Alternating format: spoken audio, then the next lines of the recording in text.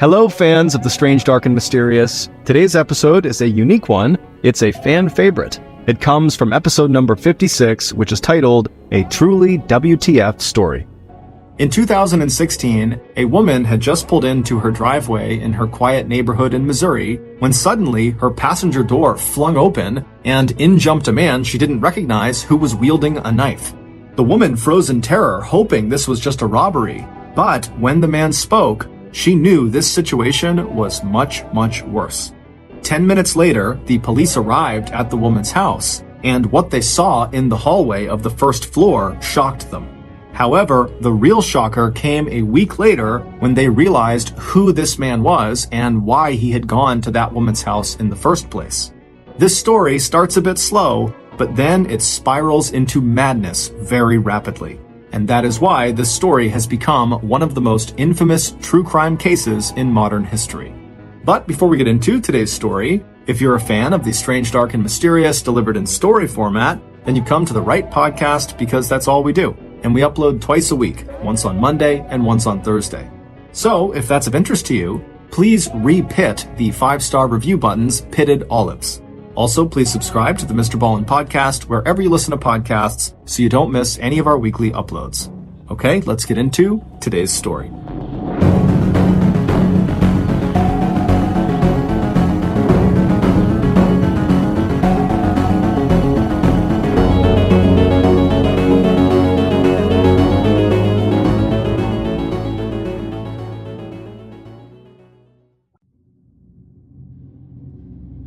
It was August 2016, and the weather in O'Fallon, Missouri was typical for summer, hot, sunny, and humid.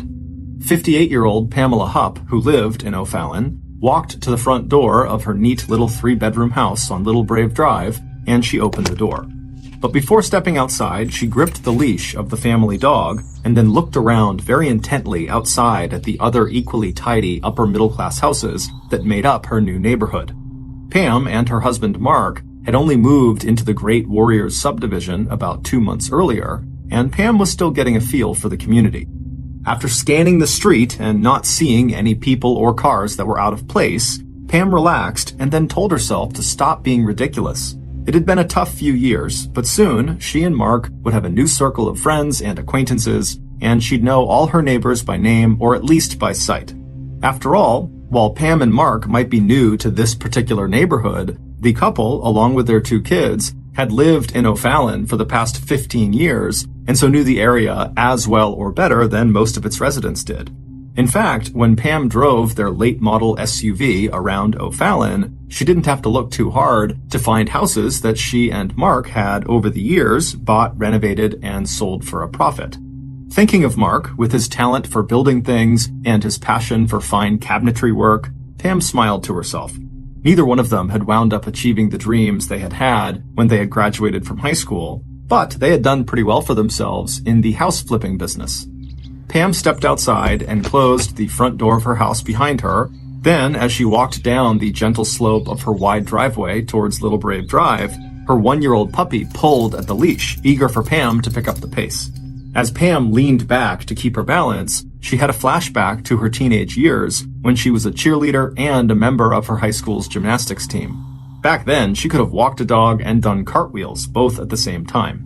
Now, with the help of her beautician, Pam still had the blonde hair, but the 5'6" tall, curvy, athletic body that had attracted so many admiring looks when she was a teenager had since filled out to a comfortable and stocky overall roundness. But despite the years and the added weight, anyone who had known Pam back in her school days would probably still recognize her. She still had that same wide smile, square jaw, and slightly broad nose that made her features strong and distinctive. And when she laughed, it was the same loud guffaw that had often sounded through the halls of Riverview Gardens High School back in 1976. But Pam hadn't just been a good athlete, she'd also been a good student who got good grades. And going into her senior year of high school, she had been just as excited as her classmates about heading off to college. Except that a few of the admiring glances she got back in high school came from one of the most popular and good-looking boys at her school. And shortly after he had invited Pam to their senior prom, Pam wound up pregnant with his child. And 3 months later, Pam was married to him. and by the time her friends were packing their bags for college or some other post-high school adventure, Pam was spending her days inside of a small apartment looking after a very demanding baby. The marriage had lasted 6 years, and while it only took Pam 4 months after that divorce to marry another man, her second choice in husbands had been a lot better than her first.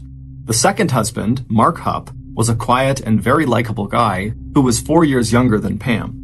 He had graduated from the University of Missouri in St. Louis, then was drafted by the Texas Rangers professional baseball organization, who promptly sent him to play on their minor league team. But, like Pam's dream of going to college, Mark's dream of eventually getting called up from the minor leagues to the major league club, the Texas Rangers, never happened. So Mark had left baseball and fallen back onto his carpentry skills. And in 1987, the family of 3 added another member when Pam gave birth to their son, Travis. 2 years after that, Pam and Mark had surprised their families by packing up their young family and heading 1,200 miles south to Florida. For Pam, it had been the adventure of a lifetime. She and Mark had settled in Naples, Florida, where they bought and flipped a couple of houses, and they bought and sold some other properties. Pam went back to school and earned a degree in internet technology, and for 10 years, the Hupps enjoyed a comfortable life in the southwestern part of the Sunshine State. Now, using her free hand to push her short hair off of her hot neck, Pam couldn't help thinking about how much had changed since those early days. Even though Pam and Mark and the kids had enjoyed their time in Florida, both Mark and Pam missed their home state of Missouri. So when Pam's mother, who still lived in Missouri, started experiencing early signs of Alzheimer's, Mark and Pam felt that they needed to head back home and be closer to her. Alzheimer's is a brain disorder that slowly destroys memory and thinking skills, and eventually it destroys the ability to carry out even simple tasks like eating. So, in 2001, the Hupps sold their properties in Florida and moved back to Missouri, where they settled in O'Fallon. Once they were back, Pam had worked on and off for years selling life insurance policies for State Farm Insurance Company, while Mark continued to build up their real estate business. 9 years later, in 2010, Pam had filed for disability payments due to neck, back, and leg pain, but when her application was turned down, she just joined Mark full-time in the house flipping business. Now, their daughter and son both had promising careers of their own, and with the responsibilities of hands-on parenting behind Pam and Mark, Pam was hoping that this latest move to their new home on Little Brave Drive in O'Fallon would be their last. She wanted to settle down there. A sudden bark brought Pam's attention snapping back to her dog. She wondered how she would stop and have casual conversations to get to know her new neighbors if her dog was constantly barking and pulling her like this from one tree or bush to the next. A second later, Pam gave herself a mental shake. She had never had any trouble making friends. And if worry over a rambunctious dog was the worst of her problems, then maybe her life really was finally turning around and getting back to normal. Because for Pam, the last 5 years had not been normal at all. In fact, they'd been among the most difficult years in Pam's life. The difficult period had started back in January of 2010, 9 years after they had left Florida to return home to Missouri. That's when one of Pam's best friends, a woman named Betsy Faria, had been diagnosed with cancer. Pam had met Betsy when both women were working at State Farm Insurance back in 2002 and 2003. Even though Betsy was younger than Pam by 10 years, the two of them had similar outgoing and fun-loving personalities. Betsy even had her own side gig as a DJ, a little business she called Party Starters. As they had gotten to know each other, Betsy had come to rely on Pam as a confidant, telling the older woman all about the ups and downs in Betsy's marriage, which included a couple of lengthy separations from her husband. Once Pam had left State Farm in 2003, the two women naturally had less contact with each other, but they still kept in touch. In 2010, after Betsy was diagnosed with breast cancer, Pam and Betsy began spending more time together, and soon Pam was one of Betsy's core people who stood by her side and rallied behind her and her family during such a difficult time. And then later that same year, when the news came in that Betsy's cancer had gone into remission, Pam could not have been happier. But that happiness turned out to be very short-lived. Less than a year later, tragedy had struck again. Betsy's cancer was back, and this time it had spread into her liver. In late November 2011, doctors told Betsy, the bubbly and fun-loving mother of 2 daughters, that best case scenario, she had maybe 3 to 5 years left to live. And that was only if Betsy undertook yet another course of aggressive and debilitating chemotherapy. And then, just a little more than 1 month after that dire prognosis, and only 2 days after Christmas, Betsy's family and friends received the terrible and shocking news. Betsy was dead. However, it was not cancer that killed her. On the night of December 27, 2011, the day Betsy died, police near the Farias' home in Troy, just a half-hour north of O'Fallon, had received a frantic 911 call from Betsy's husband, Russ, who told police that his wife had committed suicide. But when police arrived at the scene and saw Betsy, they knew there was no way she could have killed herself. While Betsy had been lying on her couch that evening at about 7:30 p.m., someone had taken a kitchen knife, walked over to where Betsy was probably sleeping, and just started stabbing her. And not once or twice. Whoever had stabbed Betsy had just kept on stabbing her body over and over and over again, plunging the knife into her back, her chest, her neck, her face, her arms. And then when Betsy had rolled off the couch onto the ground, the killer had grabbed her wrists and begun slashing away at them. By the time the killer was finished, Betsy would be left with 56 significant stab wounds across her body. Betsy's husband, Russ, would tell investigators that he had spent the evening with friends who lived 30 minutes away, and then when he got home around 9 p.m., that was when he saw Betsy on the floor. He told investigators that he simply didn't notice the 50-plus stab wounds all over her body. Instead, he just saw the slash marks on her wrist and assumed she had committed suicide. But investigators were not buying his story. And 8 days later, police arrested Russ for murder. And at the trial that followed, Pam had been called by the state prosecutor to testify against Betsy's husband, providing information about the couple's marital problems in the years leading up to Betsy's death. 2 years later, in December 2013, a jury only had to deliberate for 4.5 hours before convicting Russ of first-degree murder and sentencing him to life in prison without parole, plus an additional 30 years. Now, even 3.5 years later, in the middle of a hot summer day, Pam felt a chill go down her spine. Pam felt like nothing in her life had been more traumatic than Betsy's death and that trial, especially since Betsy had listed Pam as the beneficiary on Betsy's life insurance policy. When Betsy made the change, she'd made Pam promise to take care of her daughters with the money. Pam had objected and did not want to be put in this role, but Betsy had insisted that it would be a disaster if her girls or Russ got that huge payout. And even after Russ's trial, it seemed like the emotional body blows just kept coming for Pam. At the end of 2013, Pam received a call from her mother's senior living community telling her that her mother, whose memory and overall health had been steadily getting worse, had died. Pam knew that people meant well when they told Pam and her other 3 siblings that maybe in this case, death had been a mercy, given the fact that their mother's Alzheimer's had gotten so bad she could hardly recognize her own children. But for Pam, that didn't change the fact that her mom had only been 77 years old, and that Pam herself had been one of her mom's primary caretakers. And even if her mom didn't always know who Pam was, their visits together had become a regular and predictable part of Pam's life. And then, 2 years after her mother's death, Pam was absolutely shocked to find out that Russ Faria's legal team had managed to persuade the courts to consider some new evidence in his murder case. The new evidence included documents that suggested the state's case against Russ had been built on a bungled investigation, and it would turn out this new evidence was enough. In November of 2015, just 9 months earlier, Russ, the man Pam had testified against and had played a big role in putting behind bars, was acquitted of his wife's murder and released from prison. Pam was horrified. With Russ now free, she couldn't help but feel scared all the time. Would Russ try to hurt her now, to get revenge for her testimony against him? After all, Pam had not held back in court. She had given up every single detail she could possibly remember Betsy telling her about how awful and abusive Russ was, and it really had an impact on the jury.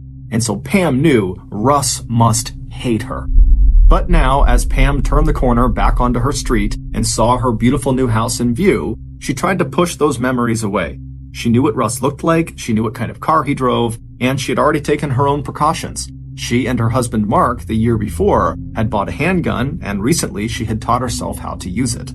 With one last look up and down her street, Pam hustled up her driveway with her dog, then opened her front door, stepped inside, and then shut and locked the door behind them. A few days later, on the morning of Tuesday, August 16th, Pam got up, she took her dog for a quick walk, and then tidied up her already tidy house. Then Pam took a deep breath and opened up her front door and stepped outside and began immediately scanning the nearby streets and houses. Luckily, she didn't see any strange cars or people or Russ, and so it was all clear. A minute later, Pam had hopped inside of her SUV, she had backed out of the driveway onto Little Brave Drive, she left the Great Warrior subdivision, picked up Route 70, and headed east. After she finished shopping, she planned to run a few other errands and then drop by her daughter's house. Just a few hours later, right around noon, Pam was pulling back into her driveway. It had been an excellent morning, even if it had turned out that Pam's daughter had not been at home. Pam reminded herself that even if her daughter had been there, they wouldn't have been able to visit for very long because Pam needed to get back home and let the dog out again. But as Pam was about to press the remote to open her garage door, she noticed a flash in her rearview mirror. She turned around and she saw a silver four-door sedan had come to a quick stop right in front of her house by the curb, and a man who she didn't recognize, wearing glasses and a black ball cap pulled down low over his face, was climbing out of the passenger seat. Before Pam could even process what was happening, this man had run up the driveway to her car, opened Pam's passenger door, and climbed inside the car with her and shut the door behind him. A second later, as Pam registered the squeal of tires as the silver car shot away from the curb, the strange man who was now in the car with her pulled a knife out and held it against her throat. Pam could feel the adrenaline flooding her body, and for a second, she was too shocked to even move. As she sat there, paralyzed with fear, the attacker began yelling at her to drive her car to the bank and take out the money she had stolen from Russ. Understanding suddenly dawned on Pam. Russ must have hired this man to do this. Russ wanted Betsy's $150,000 insurance money that Pam had been entrusted with. But then, as Pam thought of this, she wondered if her attacker would actually let her go if she turned over this money. And somewhere deep in her brain, Pam knew the answer to that question. No, this man was going to kill her. Suddenly, Pam's survival instincts kicked in, and using all of her strength, Pam struck out with her right hand and hit the attacker on the face, while simultaneously with her left hand, she fumbled to open the car door. Taken completely by surprise, the attacker lost grip on the knife and it tumbled down onto the floor of the car. By the time he retrieved it, he looked up and saw Pam was out of the car, running towards her garage. But as quick as Pam was, her attacker was even faster. Pam managed to get through the back door that led into the garage, but when she turned around to try to shut and lock it, her attacker had already thrown half of his body into the space between the door and the frame, forcing it open. And so Pam eventually stopped trying to shut the door on him and just turned and ran across her garage and opened the door that led into her house. Once she was inside, she made a quick turn to the right and sprinted into the master bedroom. At this point, the attacker had gotten inside of the garage. He went through the same door that went into the house, but as he went right, he ran so fast he overshot the door that led into the master bedroom where Pam was. And that mistake bought Pam just enough time to get all the way to her bedside table in her bedroom, open up her drawer, and pull out the gun she had put in there. And so by the time the attacker had corrected himself, turned around, and come into the master bedroom, Pam was standing there with the gun held out straight, screaming at him while dialing 911 with her other hand.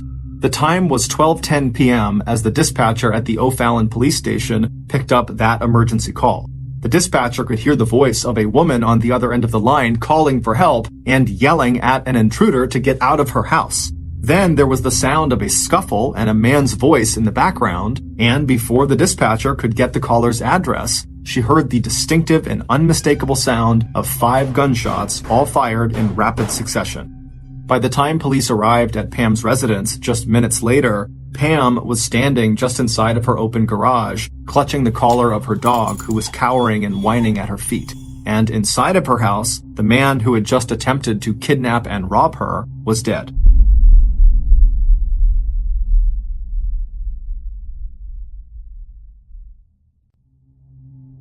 By early afternoon, a very shaken and upset Pamela Hupp was sitting inside an interrogation room at the O'Fallon police station, giving police her formal statement, describing exactly what happened. And with hands that trembled, Pam pressed her palms together, extending her thumb and forefinger in the shape of a gun, and showed police how, when the man started coming towards her in the bedroom, she had just kept pulling the trigger of her pistol until she had emptied every round into that man's chest. And although Pam could not tell police who the man actually was, she did feel very confident that Russ Faria had to be involved. He likely sent him. She then explained her connection to Russ and why he might want to hurt her or rob her or both. As she recalled the details of the attack, Pam even thought that maybe the driver of that silver car that had dropped the attacker off, that driver might even have been Russ himself. It kind of looked like him, but she couldn't be sure. She only saw him for a second. After giving police all the information she could possibly think of, Pam signed her official statement, and then she was released.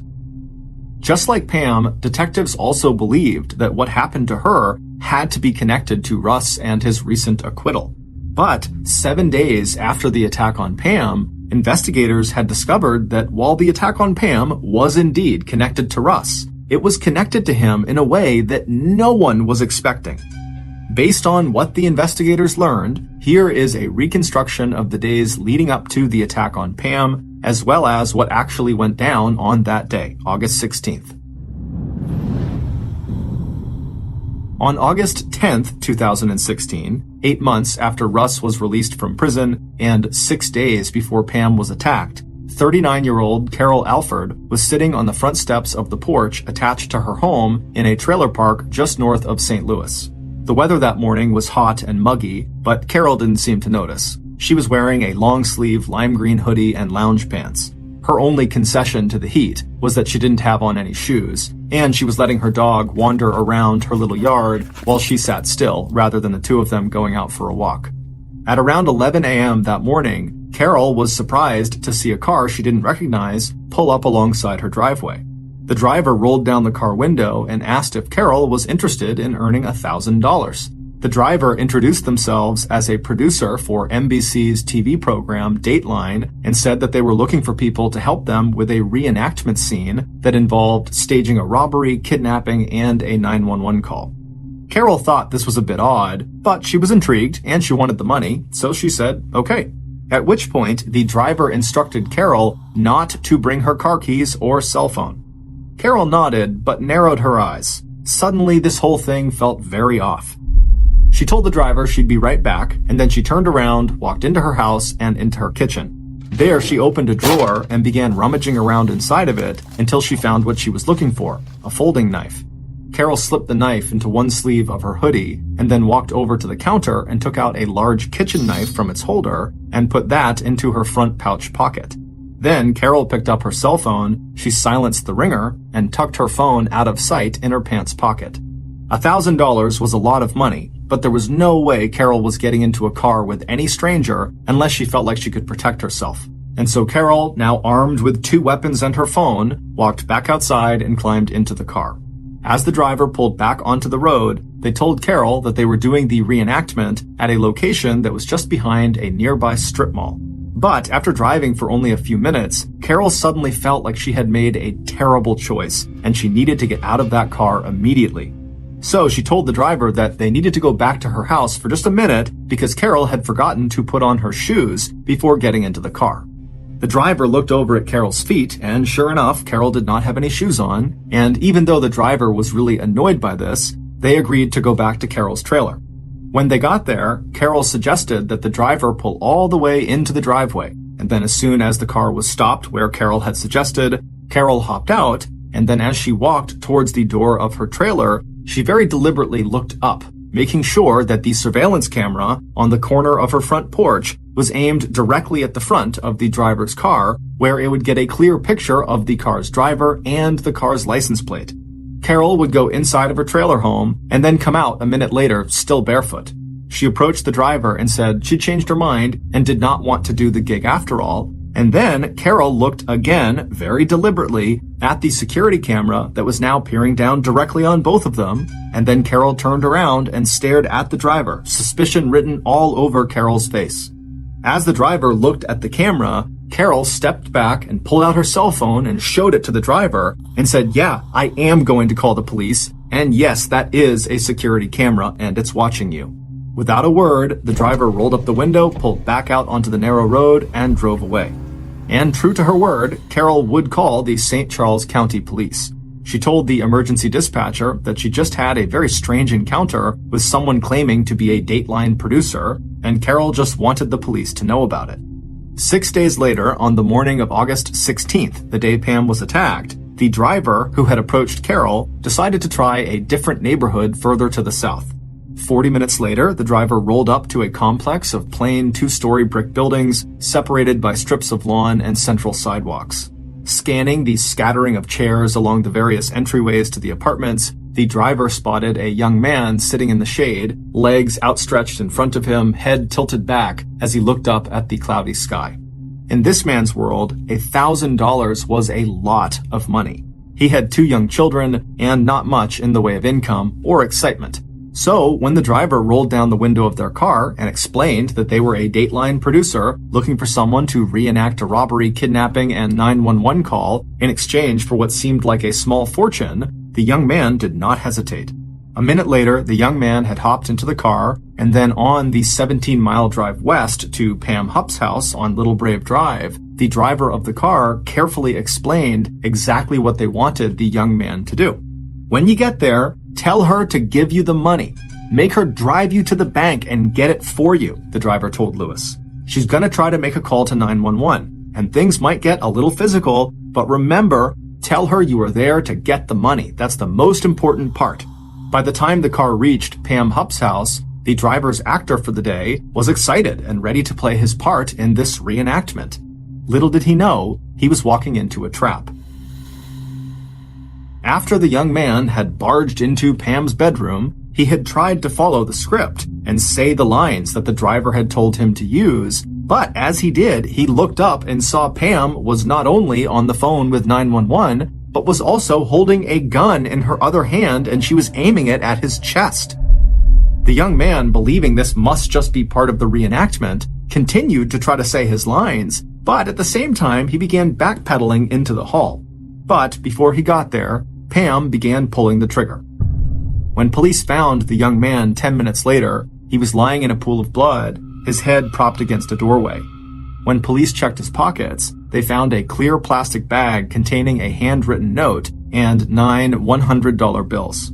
Although the man was not carrying a wallet, cell phone, or ID, it did not take police long to find out exactly who he was.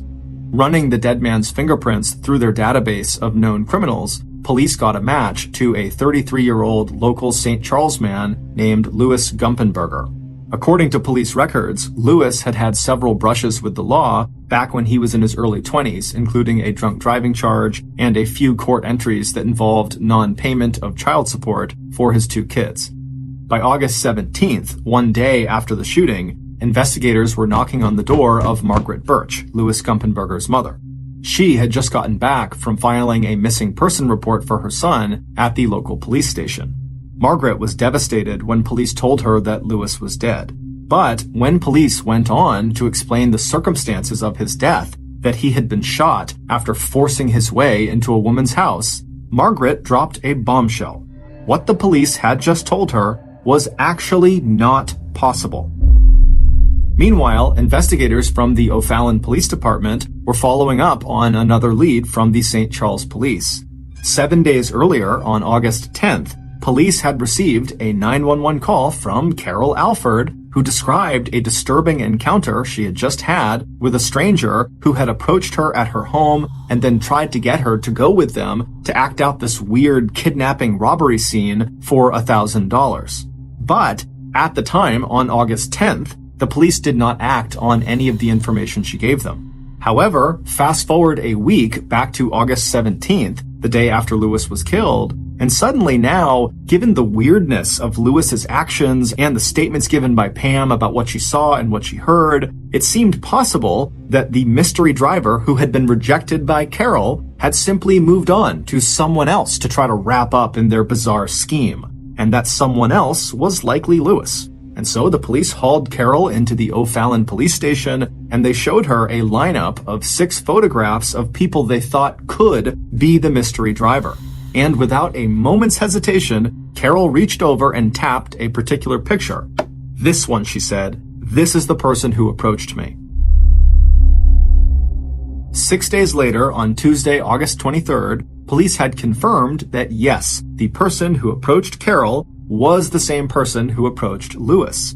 And because they had this mystery person's name and contact information, they decided it was time to go arrest them. It would turn out that when Louis Gumpenberger's mother told police that her son could not have forced his way into Pamela Hupp's house, she meant that literally.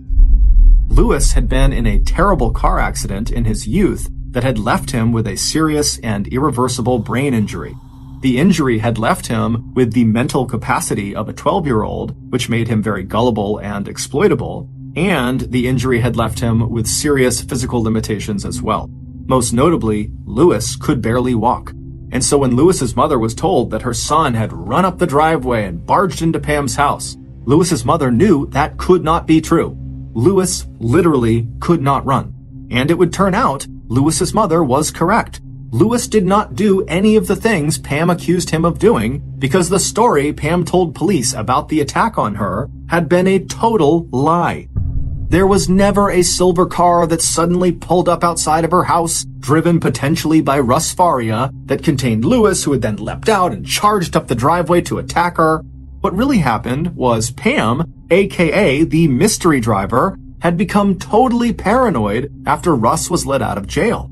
And so, in her crazed, paranoid state, she decided she had to take drastic action to put him behind bars again to protect herself.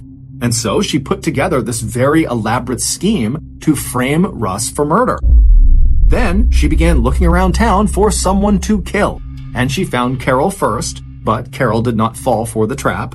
And so Pam kept looking. And a few days later, she found Louis. And Louis immediately took the bait. Pam led Louis into her house on Little Brave Drive while reminding him that the scene they were about to reenact was just that, it was an act, so just say your lines and everything will be fine. And then, once the pair was in Pam's bedroom, Pam said, "Okay, we're starting the scene now." And at that point, Louis began trying to say his lines, while Pam called 911 and turned away from Louis and fished her gun out of the bedside drawer. The 911 operator would answer Pam's call and immediately hear her scream out that there was an intruder in her house. And then the operator would hear a man in the background, which was just Louis fumbling through his lines. And then the operator would hear Pam fire 5 shots into Louis's chest. After Louis was on the ground, either dead or bleeding to death, Pam pulled a note in a plastic bag from her pocket and she tucked it into Louis's pocket. The note was designed to look like instructions Louis might have been given by Russ. It said, "Get Russ's money, kidnap Pam." Carol Alford would ultimately seal the deal that Pam was indeed the mystery driver and Louis's murderer. It was Pam's picture that Carol identified in that 6-photo lineup, and Carol provided police her security camera footage taken from outside of her home that clearly showed Pam's license plate on her car and her face as she drove up in her car to Carol's home on the day she tried to lure Carol to her death. And so, at 11 a.m. on August 23rd, police cars rolled into the quiet Great Warriors subdivision in O'Fallon, and just minutes later, they found Pam. She had just left her driveway in her SUV and had made it down the street before police cars surrounded her and forced her to pull over. Moments later, police approached Pam's vehicle and told her that she was under arrest for the first-degree premeditated murder of Louis Gumpenberger. But this was not the end of the story. Far from it. The reason Pam had been so paranoid after Russ got out of jail was not just because she feared retribution from him. It was also because Pam was afraid that the new evidence presented at Russ's second trial would reveal a new suspect in the brutal murder of her friend Betsy Faria. And that new suspect was Pam herself, the beneficiary of Betsy's $150,000 life insurance policy, a policy that Pam had cashed and then given absolutely none of to Betsy's family. And not only had that life insurance policy been officially signed over to Pam 4 days before Betsy was killed, But also, Pam, not Russ, had been the last person to see Betsy Faria alive. 5 years earlier, on December 27, 2011, the night Betsy was killed, it was Pam who had driven Betsy home that evening from her chemotherapy appointment.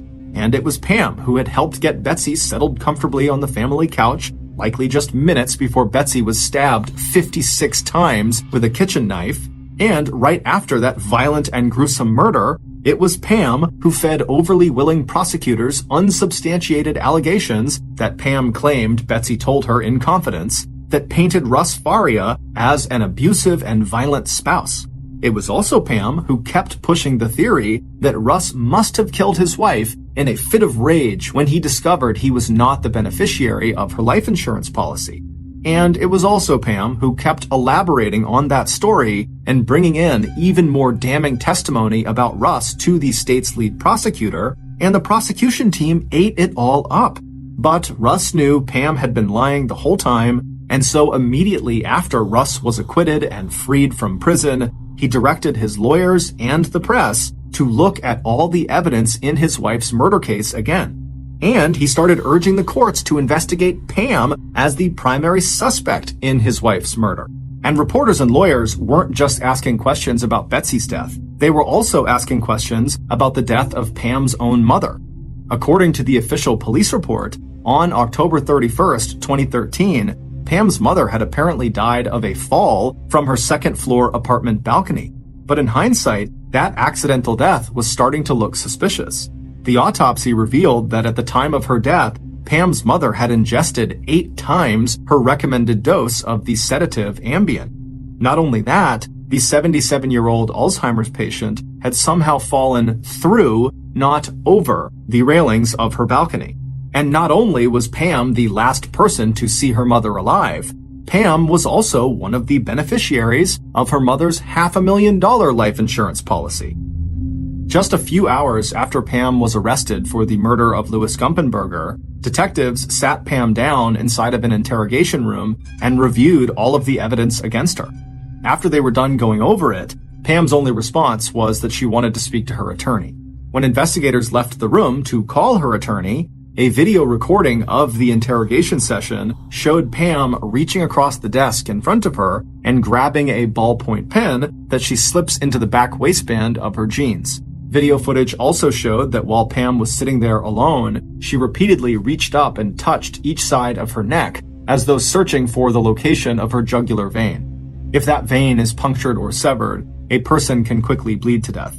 When investigators returned to the interrogation room, Pam was waiting for them at the door, telling them that she needed to go to the bathroom. A few minutes later, investigators heard one of their colleagues screaming for medical assistance immediately. After walking calmly into the bathroom, Pam had taken that ballpoint pen she had stolen, and over again she stabbed herself in both sides of her neck and on the inside of both of her wrists. When officers opened the bathroom door, they found Pam kneeling on the floor in front of the sink, her forehead resting on the tiles. Her shirt was soaked with blood, and more blood spattered the floor and sinks. However, as dramatic as the suicide attempt was, the wounds she inflicted on herself turned out to be non-life-threatening, and so Pam was quickly patched up and sent to jail to await trial. 3 years later, on August 12, 2019, 61-year-old Pamela Hupp was sentenced to life in prison without parole for the first-degree murder of Louis Gumpenberger.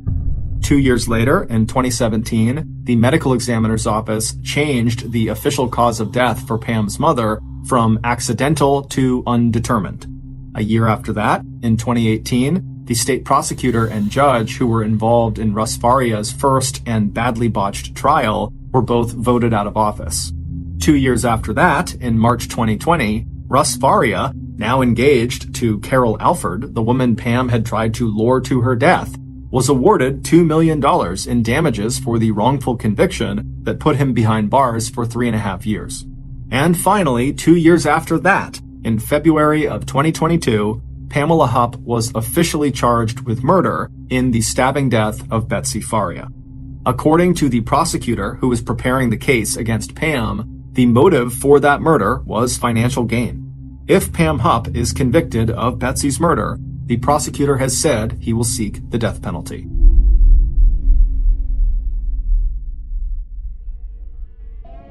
Thank you for listening to the MrBallen podcast. If you got something out of this episode and you haven't done this already, please re-pit the 5-star review button's pitted olives. Also, please subscribe to the MrBallen podcast on YouTube, Spotify, Apple Podcasts, Amazon, Google, and anywhere else you get your podcasts. This podcast airs every Monday and Thursday morning, but in the meantime, you can always watch one of the hundreds of stories we have posted on our main YouTube channel, which is just called MrBallen. We now have a registered 501c3 charitable organization called the MrBallen Foundation that makes it as easy as possible for you to join me, my family, and my team in supporting those whose lives have been most impacted by violent and heinous crimes. Monthly donors to the MrBallen Foundation Honor Them Society will receive free gifts and exclusive invites to special live events. But the real reward is helping to create a new ending to the story for victims of violent crime. Go to MrBallen.Foundation and click Get Involved to join the Honor Them Society today. If you want to get in touch with me, please follow me on any major social media platform and then send me a direct message. My username is just @MrBallen, and I really do read the majority of my DMs. Lastly, we have some really cool merchandise, so head on over to shopmrballen.com to have a look. So that's going to do it. I really appreciate your support. Until next time, see ya.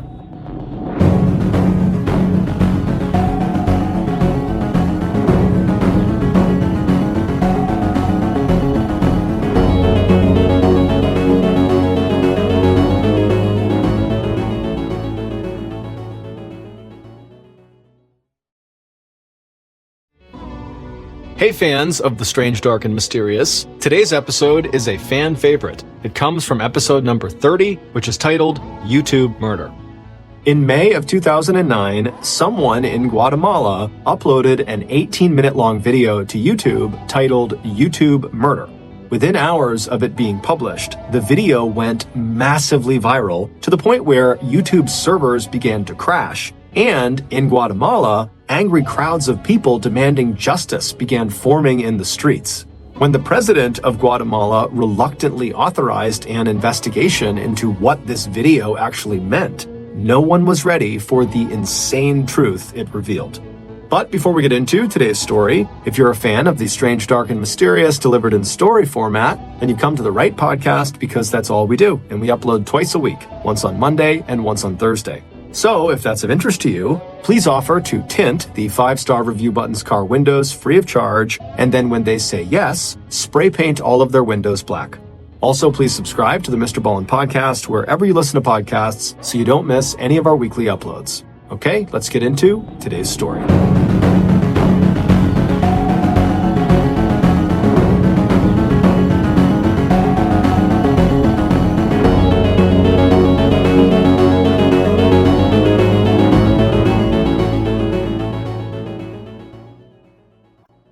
In May of 2009, 48-year-old Rodrigo Rosenberg was at the peak of his career as one of Guatemala's most prominent lawyers.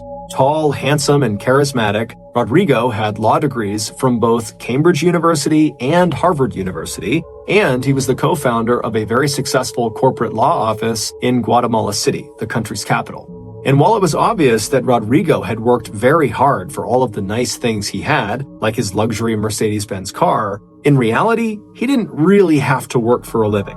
Rodrigo had been born into privilege. There was wealth on both sides of his family. His mother had brought a large inheritance to her marriage, and his father had built a massive business empire that included a chain of movie cinemas.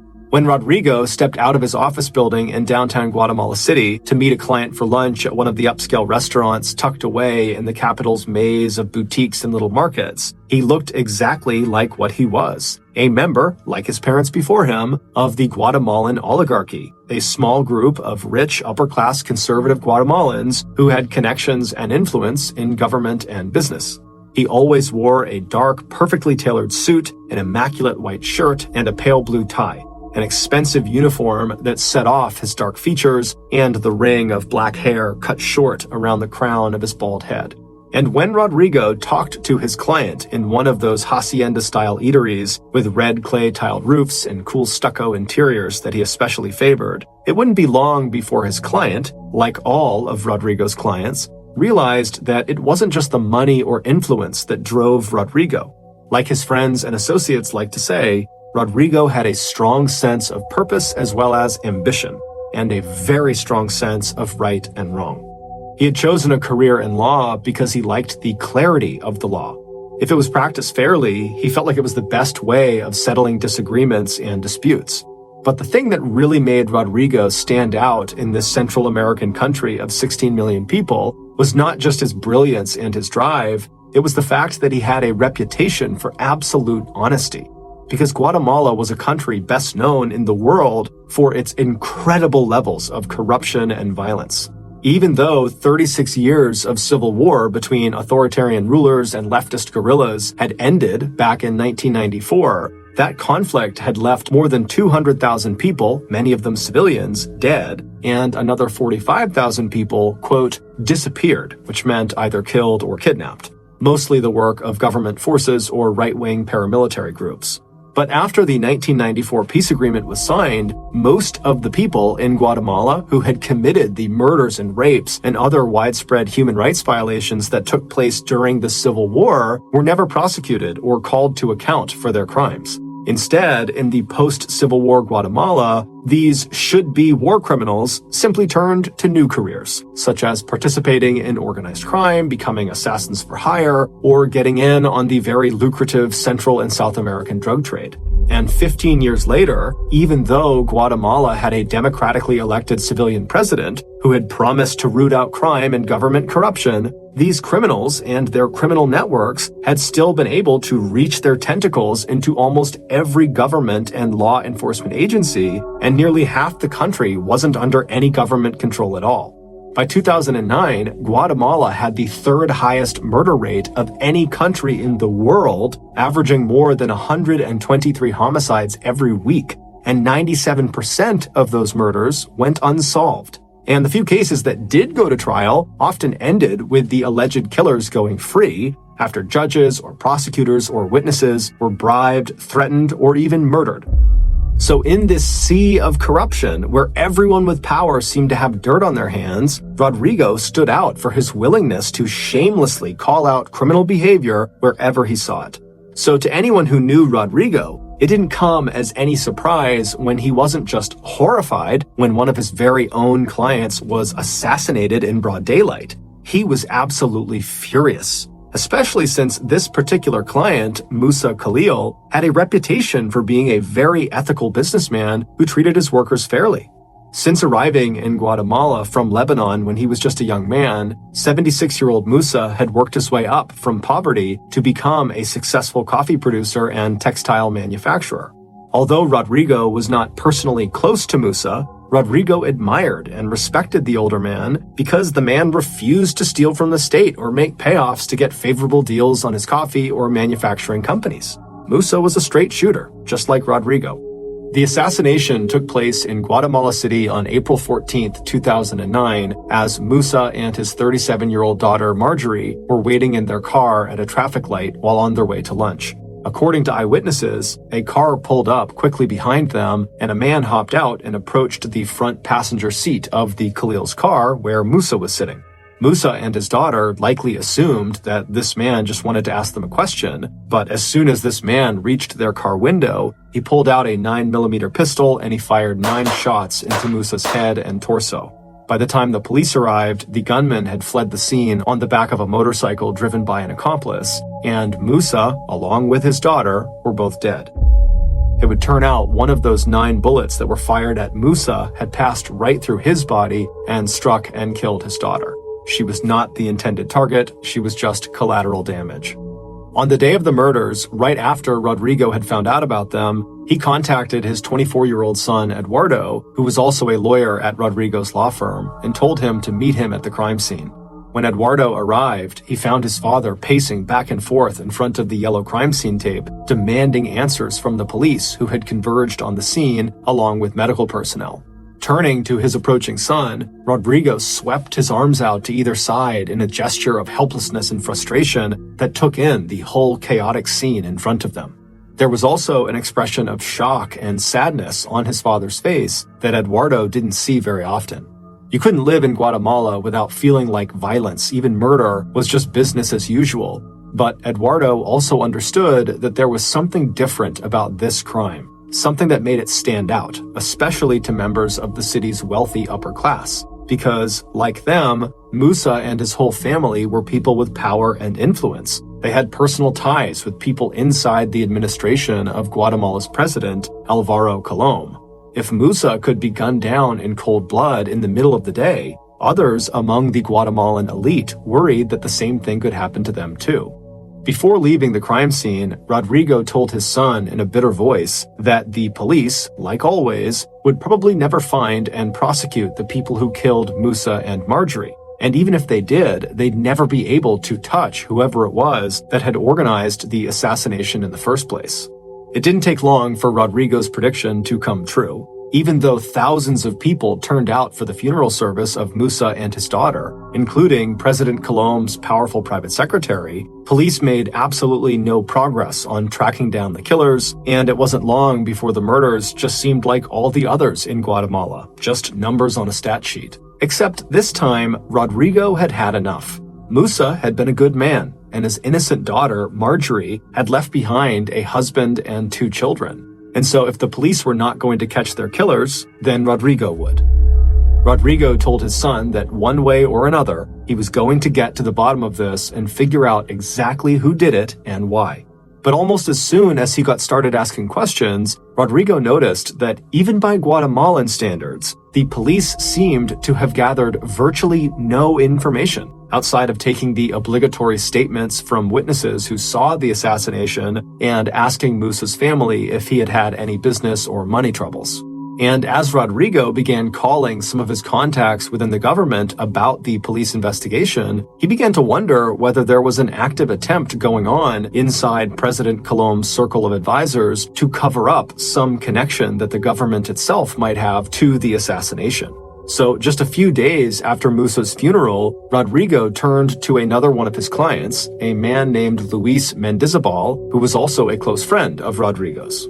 After calling Luis to arrange a visit, Rodrigo slipped out of his law office and drove to the exclusive men's clothing store that Luis owned in one of the capital's most fashionable districts. But the fitting and sale of handmade suits was just part of the business that Luis operated out of that storefront. To those who knew him well, they knew that Luis's real skill was in the collection of secrets and information. With his flowing white hair and trim mustache and his easy banter about his family and his grandchildren, Luis did not look the part of a spy. But as he measured and cut fabric and chatted with a wealthy clientele that included criminals, businessmen, military, police, and government bureaucrats, Luis gathered huge amounts of insider intel on what was going on in their country.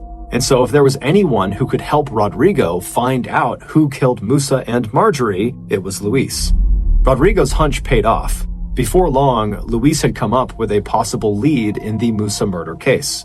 A few months before the assassination, at the very beginning of 2009, Musa had been nominated to serve on the board of directors for 2 institutions that both had ties to something called the Rural Development Bank, or the Ban Rural.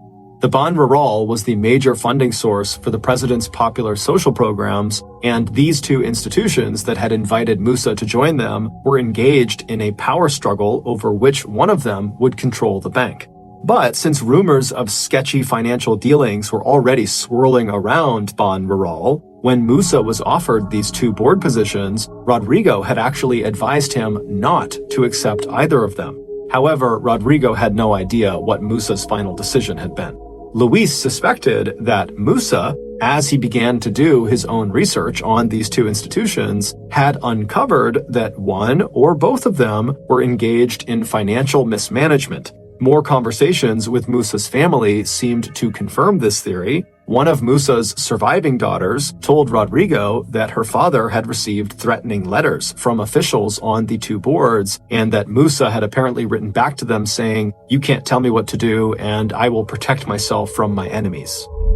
During the 3 weeks that followed Musa's assassination, Eduardo saw less and less of his father, who was spending more and more of his time on his own private investigation into these murders. It seemed to everyone who knew Rodrigo that his outrage over the murders had turned into an unhealthy obsession. Rodrigo basically stopped going in to the law office or returning calls to his regular clients, and instead just stayed home in his apartment where he lived alone to pore over his notes on the murders. And when Eduardo did meet his father for lunch or for dinner, Rodrigo barely touched his food, and all he wanted to talk about was his theory that Musa had somehow become the target of a conspiracy at the highest levels of government. His father, who had been an avid cyclist, had completely stopped going on his morning bike rides. He'd lost weight, his perfectly tailored suits hung on him just loosely enough that he looked disheveled, and his eyes never stopped moving, constantly checking his phone for calls and messages, and showing no interest at all about how things were going back at the office. Eduardo knew that both his parents were still struggling after having separated the year before. Rodrigo's own father had abandoned his family when Rodrigo was very young, and Rodrigo had never forgiven him, even refusing to accept the inheritance his father had left for him. So after Rodrigo's separation, when his estranged wife moved to neighboring Mexico with their 4 children, Rodrigo was crushed. He felt like he had abandoned his own family. Looking at his father now, Eduardo worried that any progress his father might have made in adjusting to his new situation and moving on with his personal life was now being completely consumed by this private murder investigation. It was obvious to Eduardo that this investigation had become more than just finding the killers. It was about trying to actually stop corruption at the heart of Guatemala's politics.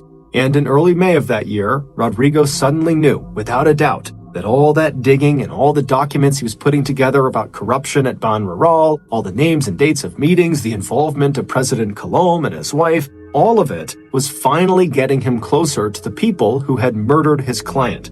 For weeks, he'd had the feeling that he was being followed, that everywhere he went outside of his apartment, someone was watching him. But now he had proof, because now Rodrigo, like Musa, had started receiving threats. Except his threats were phone calls, not letters. The first call came on May 5th. It only lasted long enough for the caller to tell Rodrigo to stop his investigation into the murders. After that, the calls came once a day with the same message. And even though Rodrigo couldn't recognize the deliberately distorted voice on the other end of the line, he started to suspect that the threats were coming directly from within President Colom's inner circle, from Colom's private secretary himself, a man named Gustavo Alejos, who actually had an office directly across from the apartment where Rodrigo lived. Not only was Gustavo an influential advisor to the president, his brother was the head of the Guatemalan Congress. After these threatening calls started coming in, Rodrigo, who was far more excited at this development than afraid, called his spy friend Luis to tell him about how he thought Gustavo Alejos was the caller. Rodrigo also asked Luis to write down the unknown telephone number that belonged to this threatening caller. Even though he didn't say it explicitly, it was clear to Luis that he was being told to take this number down in case something happened to Rodrigo. After the two friends hung up, Luis felt very concerned. He felt like Rodrigo was aware of the danger he was in, but wasn't fully appreciating it. And so on May 8th, after Rodrigo met Luis at his clothing shop, Luis quickly pulled his friend into a back room, and once the door was shut and they were alone, Luis told Rodrigo in a hushed tone that not only should he stop his investigation into the murders, but that he should flee Guatemala altogether. Clearly, his life was in danger given the threatening phone calls he was getting, but Rodrigo said he could not stop now. He knew he was close to getting the name of Musa's killer and solid proof that the government had been involved in the assassination. He also told Luis, as a way of reassuring him, that once he had all the evidence he needed, he was not about to go to the Guatemalan police, who very well could have even played a role in the murders. Instead, he planned to present his findings to the powerful and high-profile International Criminal Court that is seated in The Hague in the Netherlands. The ICC is known around the world for trying cases that involve genocide, war crimes, crimes against humanity, and aggression, and for trying criminals like the ones in Guatemala who all received immunity from the Guatemalan government at the end of the Guatemalan Civil War. By going directly to The Hague, Rodrigo would finally be taking action against a system of government corruption that had, in the words of one of his friends, been eating at his guts for years. However, before he could go any further with this case, Rodrigo told Luis as they sat in the back of Luis's shop that there was one very specific thing that Rodrigo still had to do. And in order to do it, he needed Luis's help.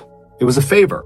And it was an insurance policy that no matter what happened in any court of law, the information that Rodrigo had uncovered was guaranteed to become public knowledge. Reluctantly, Luis agreed, and after discussing the details, they arranged to meet again the next day. As Rodrigo left the store, Luis had a bad feeling. He was certain that whatever the outcome of Rodrigo's plan, it was sure to bring a lot of pain to his family and to his friends. 2 days later, on Sunday, May 10th, at 8 o'clock in the morning, Rodrigo stepped into one of the bedrooms of his trendy luxury apartment in the Zona 1 neighborhood of Guatemala City. Glancing out the window, he could see the faint outlines of the mountains that ringed the capital. But his mind was on other things. Luis had been as good as his word and had helped Rodrigo put together the final pieces of the case that he had been building one fact at a time against the Guatemalan government. His bodyguard, who also served as his driver, had also been willing to help, running a couple of errands the week before that Rodrigo had not been able to see to himself, including taking Rodrigo's bike in for a tune-up. It had been more than a month since Rodrigo had done any serious cycling, but the night before, he'd made up his mind that this morning he was going to go out and go for a ride, even if it was just a short one. He was lucky with the day's weather. May was one of Guatemala's rainiest months, but that morning was dry and the sun was breaking through the clouds. Rodrigo pulled on his navy blue bike shorts and blue short-sleeve top and laced up his white sneakers. Leaving his bedroom, he checked the gold watch on his left wrist and then walked toward the front door, pausing long enough to grab the red and white mountain bike that was leaning against the wall in the front hallway.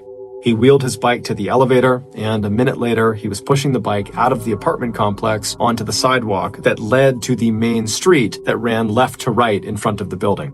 Once Rodrigo made it to the edge of this main road, he looked both ways along the road to see if any cars were coming, and as he did that, the sun broke through and suddenly lit up the grass and trees along either side of the street.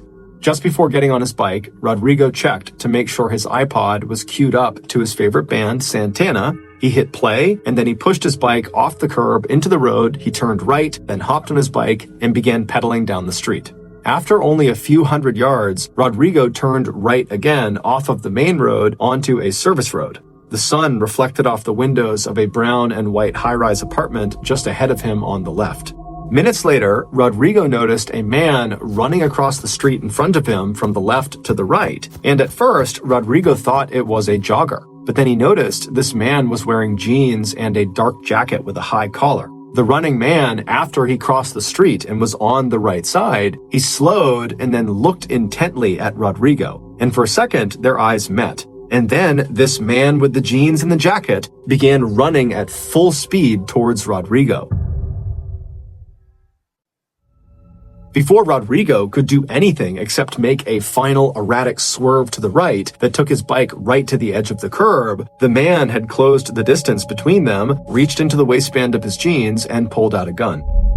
Rodrigo felt the thud of the first 3 bullets and heard the loud crack of each shot. His bike clattered to the pavement as he fell backward over the curb until he was half laying in the grassy median. By the time the second 2 bullets shattered Rodrigo's jaw and forehead, Rodrigo was dead. A few seconds later, nearby residents heard the sound of a car gunning its engine and roaring off into the distance. Within minutes, those same residents of the Zona 1 neighborhood were on their phones, making frantic calls to 911 to report the sound of gunfire. Police were on the scene almost immediately.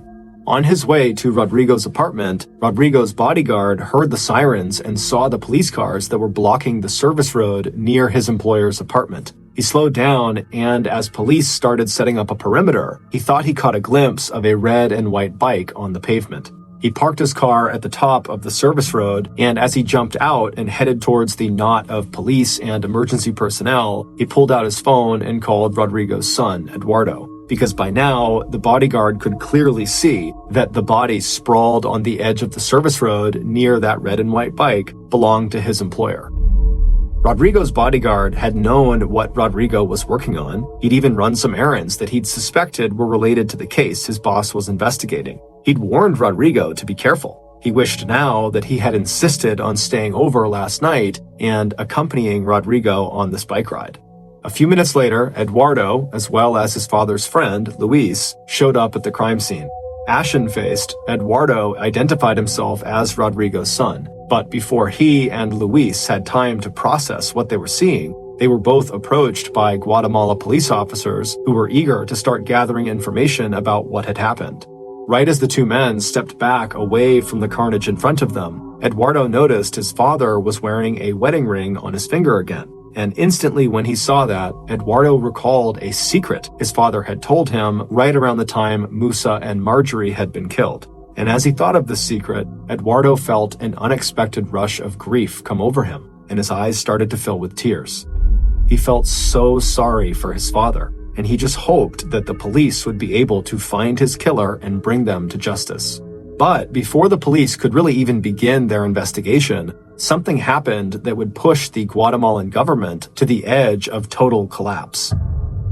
On May 12th, 2 days after Rodrigo's murder, hundreds of people crowded into a church to attend Rodrigo's funeral service. The pews were filled wall to wall with his family, friends, clients, government officials, business leaders, and the fashionably dressed members of the capital's wealthy oligarchy.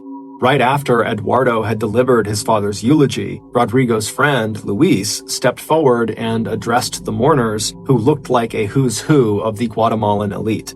Taking a deep breath, Luis said to the crowd that he knew they were all asking themselves the same question. Why would anyone want to kill Rodrigo Rosenberg?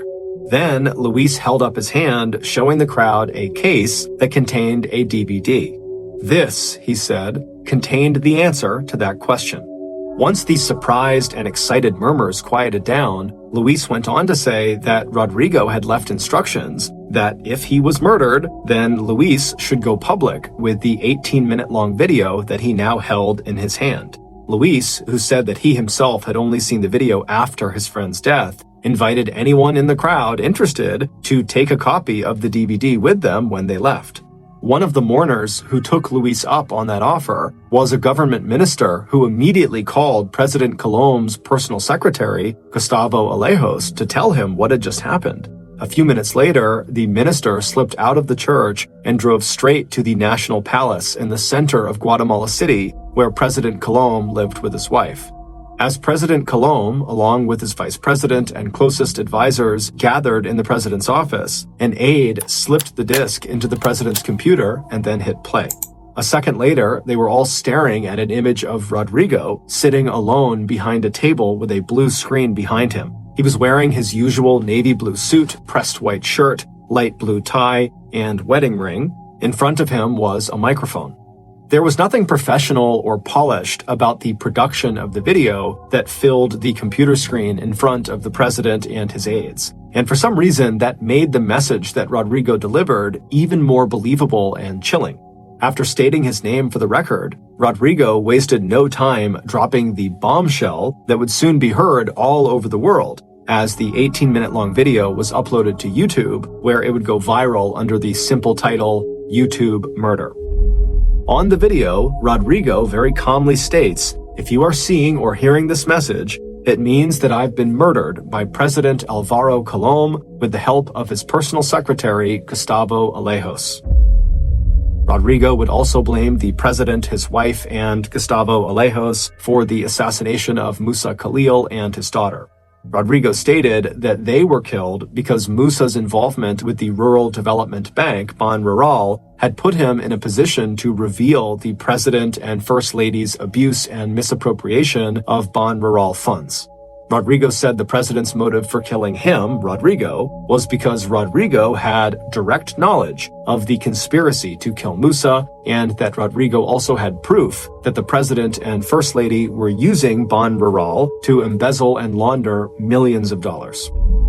Rodrigo warned Guatemalans against believing the smear campaign and cover-ups that would greet these accusations, ending with a plea to all Guatemalans that it was time for massive government reform. and the first step was to get rid of President Colom and replace him with the vice president, who was not a thief or assassin, and whose duty it would be to bring the rule of law back to Guatemala.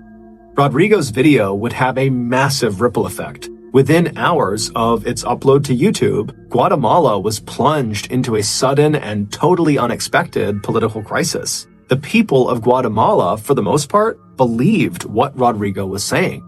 Even some of the president's own advisors wondered if the accusations were true. The president's initial reaction was not to respond to the accusations himself, but rather to send 2 of his aides out to publicly dismiss the video as a fake.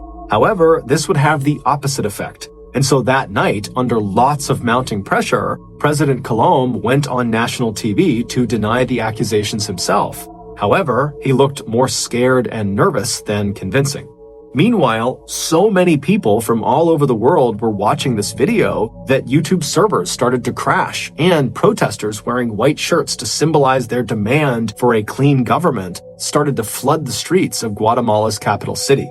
Alvaro Colom knew before the end of that Tuesday, May 12th, that his presidency was hanging on by just a thread. So when protesters and the Guatemalan elite demanded that a United Nations-backed agency, rather than the Guatemalan police, handle the investigation into Rodrigo's death, the president knew he had to agree. By the next morning, May 13th, the whole investigation was in the hands of an international commission called the CICIG. This organization had been created by the United Nations in 2007 to investigate specific cases of systemic violence and corruption. And under the direction of Spanish Judge Carlos Castrosana, who took up residence in Guatemala City, an international group of investigators did what Guatemalan police either couldn't do or wouldn't do. They began relentlessly drilling down into who was behind the assassination of Rodrigo Rosenberg. The first break in the case happened almost immediately.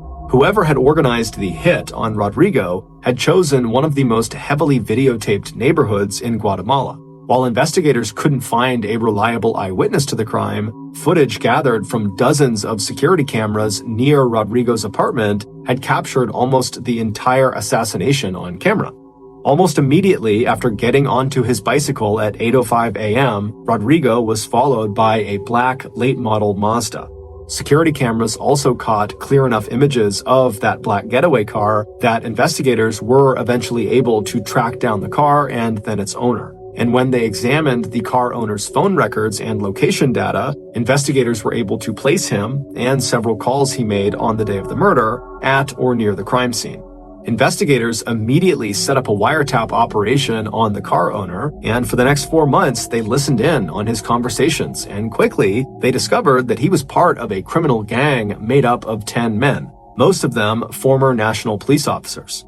Meanwhile, using the CICIG powers, Judge Castrosana started identifying and arresting corrupt members of the Guatemalan government. And as Rodrigo had predicted in his 18-minute video, investigators were up against a disinformation campaign organized by the president or his top advisors aimed at interfering with the investigation and smearing the vice president, the man Rodrigo had tapped as Colom's successor. But it wasn't until September, 4 months after Rodrigo was killed, that Judge Castrosana got the breakthrough he was looking for. After a massive raid on 10 different locations throughout Guatemala, investigators arrested all 10 members of the criminal gang whose phones investigators had been tapping. Once in custody, it didn't take long for members of this gang to start giving up information in exchange for lighter sentences. And so quickly, investigators were able to start to piece together how the murder was carried out. Except they were missing a crucial piece of information. The 10-person gang clearly didn't know Rodrigo. They were just following orders to have him killed. But what the investigators couldn't figure out was who gave them that order. Who was the person behind the scenes making this assassination happen?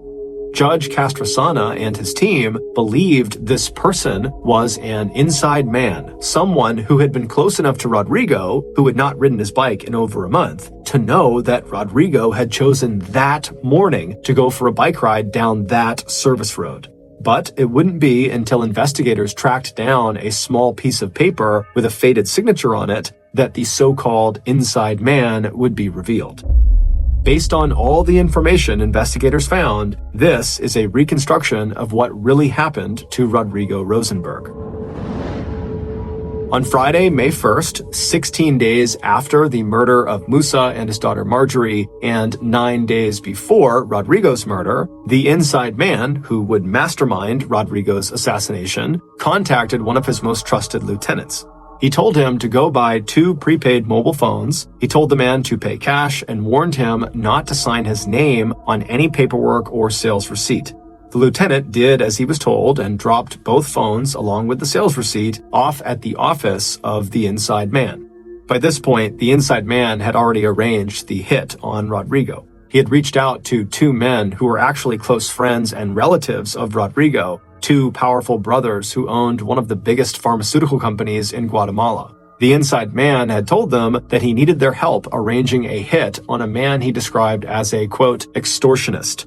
The brothers said they knew of a criminal gang that would probably do the hit for about $40,000. The 3 men settled the details. The brothers told the inside man that they would contact the hitmen and arrange the payment, along with the delivery of a burner phone that the hitmen would use to communicate with the inside man. The inside man set the murder date for Sunday, May 10th, and told the hitman that he would be in touch with them before that day with a detailed physical description of their target, along with information on where and when they should actually commit the murder. Then, starting on Monday, May 4th, the inside man used the second prepaid cell phone to start calling Rodrigo's personal cell phone. He called Rodrigo at least once a day for the next 5 days, speaking only long enough to make a single threat, telling the lawyer to stop investigating the assassination of Musa Khalil. On May 9th, 1 day before Rodrigo's murder, the inside man called the hitmen to tell them that Rodrigo would be on a bike and would be most vulnerable shortly after leaving his apartment when he turned onto a nearby service road. The next day, shortly before 8 a.m., the 2 hitmen sitting outside Rodrigo's apartment in the black Mazda with tinted windows heard their phone buzz. The driver took the call and turned on the speakerphone, and then they heard the sound of the inside man's voice. The shooter sat up and listened while he double-checked that his 9mm pistol was loaded. The voice on the phone was low and calm. Their target, he told them, was a tall, thin man dressed in navy shorts, a light blue top, and white sneakers. He would be leaving the apartment building at about 8:05 a.m. He'd be riding a red and white mountain bike. He told them to follow Rodrigo onto that service road and then ambush him there. He told them to approach Rodrigo from behind and shoot him in the back, and then once he was down, fire at least 4 more shots into Rodrigo's neck, up into his jaw, and a final shot into his forehead. The inside man told the hitmen to be sure they destroyed the cell phone he had given them, along with its SIM card, once the assassination was complete. The hitmen said they understood, and they hung up. At the same time, Rodrigo was standing in one of his bedrooms in his apartment looking out the window. And then a couple of seconds later, he turned around and went into the kitchen where he made sure his coffee maker was turned off. Then he collected his bike from the hallway. Pushing his bike next to him, he headed to the apartment elevator and punched the button for the ground floor where he exited the building. Once outside, Rodrigo made his way towards the main street, taking a few seconds to enjoy the cool temperatures and the sudden sunshine that was pouring through a break in the clouds. Then he queued up a song by Santana on his iPod, and despite feeling a little rusty and stiff, he hopped onto his bike, he turned right, and he began heading down the main street. After a few hundred yards, he turned onto the service road. When he saw the man in jeans and the dark jacket running towards him, he tensed up, but only for a second. Then he quickly turned his bike towards the side of the road, where he jammed on his brakes, coming to a complete and sudden stop. Then he got off of his bike, dropping it onto the pavement in front of him, and then he sat down on the curb with his back to the man running toward him. A moment later, Rodrigo would have felt the first bullet hit him in the back. Before he could even absorb the punch or feel any pain, he felt the next 4 bullets hit.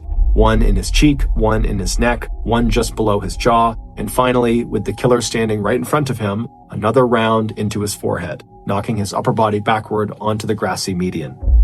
Seconds later, residents of the apartments in Zona 1 called the police.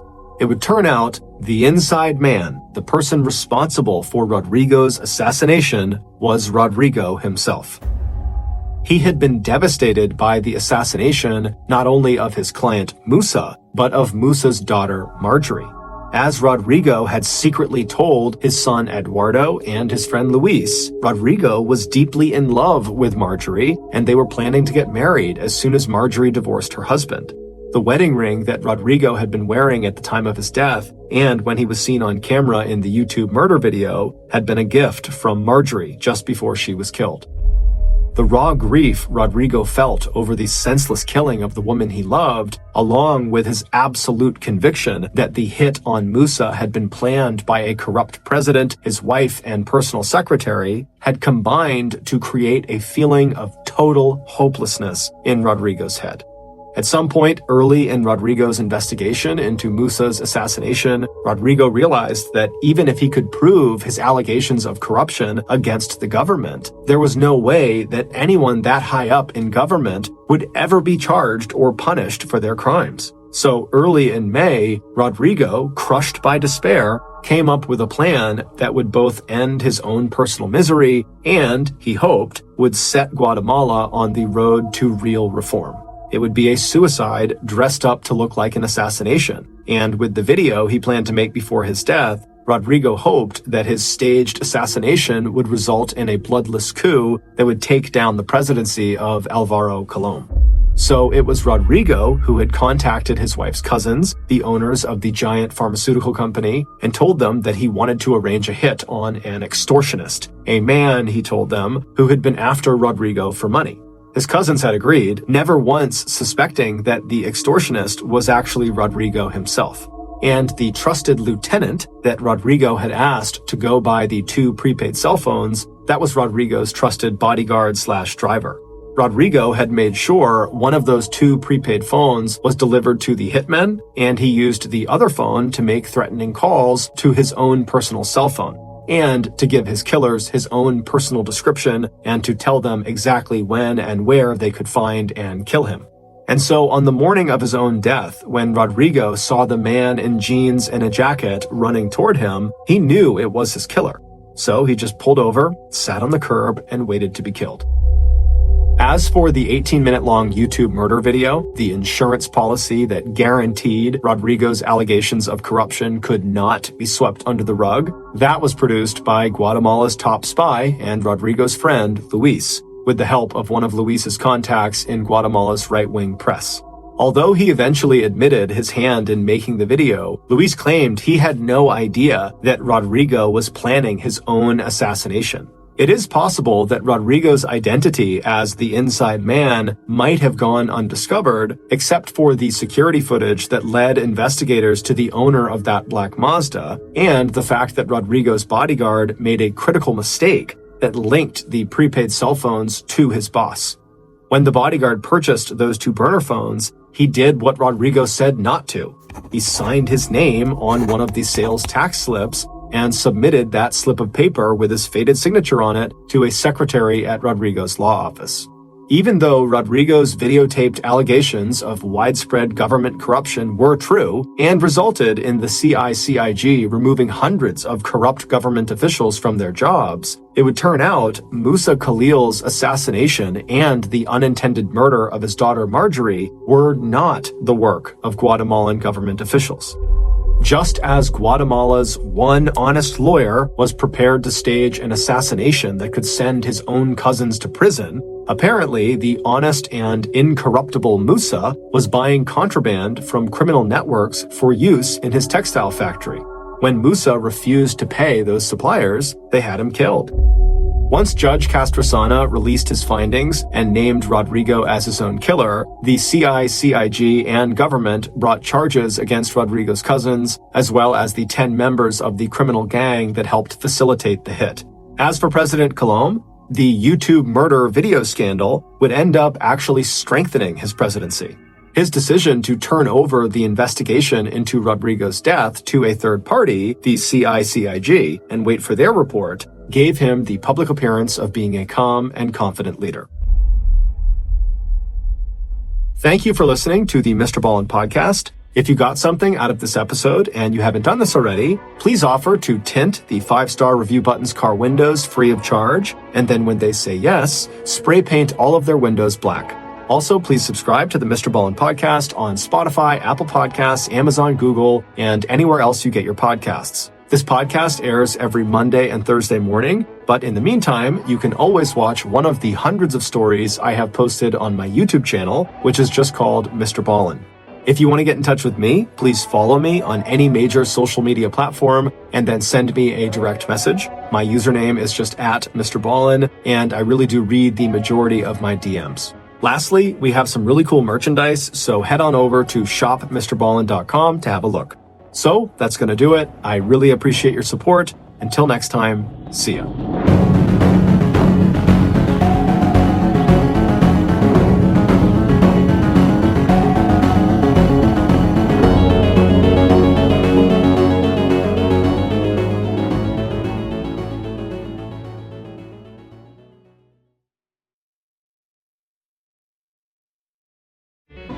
Hey fans of the strange, dark, and mysterious, today's episode is a fan favorite. It comes from episode number 48, which is titled Criss Cross. In 2010, a very successful Nashville, Tennessee music producer turned her car into her driveway and pulled into her garage. After turning her car off, she was about to click her garage door remote again to shut the garage door when she turned and looked out her car's back window, and she saw something very strange sitting there on her driveway. Seconds later, Veronica would be scrambling to get out of her car and inside of her house as fast as she possibly could. Initially, this story will seem fairly cookie-cutter for a true crime story. However, it is not. There is a very unique plot twist at the very end, so stick around to make sure you hear it. But before we get into today's story, if you're a fan of the strange, dark, and mysterious delivered in story format, then you've come to the right podcast because that's all we do. And we upload twice a week, once on Monday and once on Thursday. So if that's of interest to you, please replace the 5-star review button's refrigerator light bulb with a heating lamp. Also, please subscribe to the MrBallen podcast wherever you listen to podcasts so you don't miss any of our weekly uploads. Okay, let's get into today's story.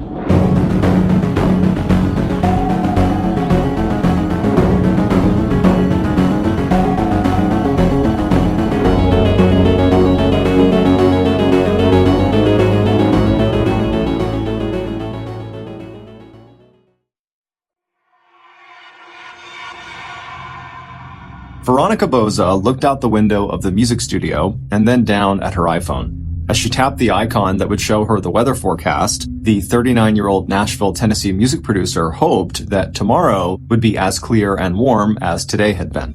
Nashville's weather was usually predictable, but it was August of 2010, and just 3 months before, the city had been slammed by the worst flood in its history. Ever since then, Veronica had stopped taking for granted that every summer day would be hot and humid, and like so many other Nashville residents, she checked the weather report regularly now in case there were any other extreme weather events in the forecast. At the reassuring sight of a tiny yellow sun displayed on her smartphone screen, along with a predicted high for the following day of 92 degrees Fahrenheit, Veronica smiled. She and her 9-year-old son, Jordan, had already decided that if Saturday's weather was sunny and hot, they were going to spend all day at the community pool in their new neighborhood.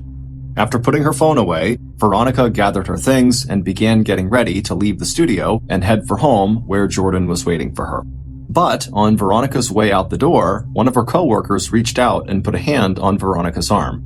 As Veronica stopped and looked questioningly at her friend, the woman asked quietly, "Hey, Veronica, is everything okay?" Veronica smiled, her warm brown eyes almost as dark as her hair. She loved her job here in the city known as the music capital of the world, and she also loved the fact that she worked with such a tight-knit community of people who genuinely cared about each other's lives. It had not exactly been a secret that Veronica was going through a tough divorce and that Jordan, who sometimes accompanied his mother to work, had become a bit withdrawn and clingy as his parents worked out their personal and legal differences. But when it came to her divorce, at least at work, Veronica tried not to dwell on the pain and personal difficulties she'd been experiencing. But even though she wasn't necessarily sharing these feelings at work, the fact was that Veronica was feeling some anxiety. She and her husband Tim had been married for 15 years. They had met and fallen in love shortly after Veronica had immigrated to the US from Italy in 1994. They had both been in their mid-20s when they met, and they both had big dreams. Tim was a construction worker who had plans to build a home remodeling business. As for Veronica, she wanted to work in the entertainment industry. And for the first dozen years of their marriage, their life together in north central Tennessee had been good. Tim did build up his business, and while Veronica worked some part-time jobs, she also went back to school and earned a degree in communications. And 7 years after getting married, Tim and Veronica had their only child, their son Jordan, who was the apple of his mother's eye. It had taken Veronica's career a little longer than Tim's to take off, but when it did, and she got a job as a music producer in Nashville, Tennessee, where the Boses lived, it seemed like the sky was the limit for her. Veronica, who was not only beautiful with her dark hair and features and olive skin, also had that it factor that just made people like her and want to be around her. She was also a devout Catholic who hardly ever missed a Sunday service at her local church. But despite having this celebrity-like style and charisma, Veronica was very modest and never tried to put herself in the spotlight. And in her career, this was literally the case. Her job was to work behind the scenes with recording artists to help them make new music. And in 2009, Veronica was so in demand as a producer that she was asked to produce that year's Country Music Television Awards, which was a very big challenge. But Veronica did a great job, which really elevated her amongst her peers. But as Veronica's star was on the rise, Tim's career was starting to falter. And then, starting in 2007, the construction industry was rocked by the Great Recession. That's when the U.S. housing market went from boom to bust, and large amounts of mortgage-backed investments suddenly lost value. And so around that time, Tim's construction and home remodeling business took a serious hit, putting a strain on the family. In addition to stress over their new financial problems, Veronica's job was becoming so demanding that she was working 10 to 14 hours every day. This while Tim suddenly found himself scrambling for any customers. By 2009, the pressure on the Boses was just too much, and their marriage collapsed, and the couple filed for divorce. When they split, Veronica moved to an upscale neighborhood 30 minutes outside of Nashville, while Tim had to move back in with his mother. And even though both Tim and Veronica were in agreement on some things, they both loved Jordan and they both were ready to move on with new romantic relationships, the couple had reached an impasse while trying to negotiate a final settlement on child support and a custody arrangement. But finally, it seemed like those last two issues would be resolved, and that by September or early October of that year, the divorce would be final. So when Veronica looked into her worried coworker's face that Friday afternoon as she was leaving work, Veronica just smiled at her friend and told her how much she appreciated her support, and she assured her that the whole divorce was going to be over soon and that everything would be okay. Her friend smiled back, relieved, and asked Veronica if she had any interesting weekend plans. And Veronica's face lit up as she told her friend that tomorrow she and her son were going to head to the pool for the day. A few minutes later, Veronica was settled into the driver's seat of her dark blue SUV. She reached into her purse, slipped on her sunglasses, and headed west, away from the noise and honky-tonk glamour of the city to Hermitage, a Nashville suburb named for its main landmark, the plantation where Andrew Jackson, the 7th president of the United States, had lived for more than 40 years. Her destination was a quiet, affluent neighborhood just 7 miles south of the famous plantation, a development called Bridgewater, where Veronica and Jordan lived in a 3-story pale brick colonial-style home with black shutters and a covered front porch supported by 6 white columns. Her 2-car garage was located in the back of the house, and she reached the garage by turning down a narrow dead-end street that ran parallel to the street in front of her house.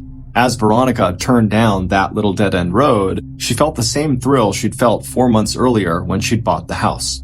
It was perfect for her and Jordan. Her neighbors were friendly but not intrusive, the wooden fence around her backyard gave her and Jordan plenty of privacy, and the whole place just felt very safe and secure. Veronica turned right into her driveway, and after parking her car in the garage, she headed inside to see her son Jordan. The next day, Saturday, went exactly to plan. Veronica and Jordan drove to the nearby community recreation center where the pools sparkled in the sunshine. As Veronica read and sunbathed, Jordan and the other kids splashed and played in the cool water. By the time they got home that afternoon, Jordan was tired and happy, and Veronica was tanned and rested. The next morning, Sunday, August 29th, Veronica bustled around the kitchen making breakfast for both of them. When they were finished eating, Veronica reminded her son to pack his overnight bag with anything special that he wanted to take to his dad's house.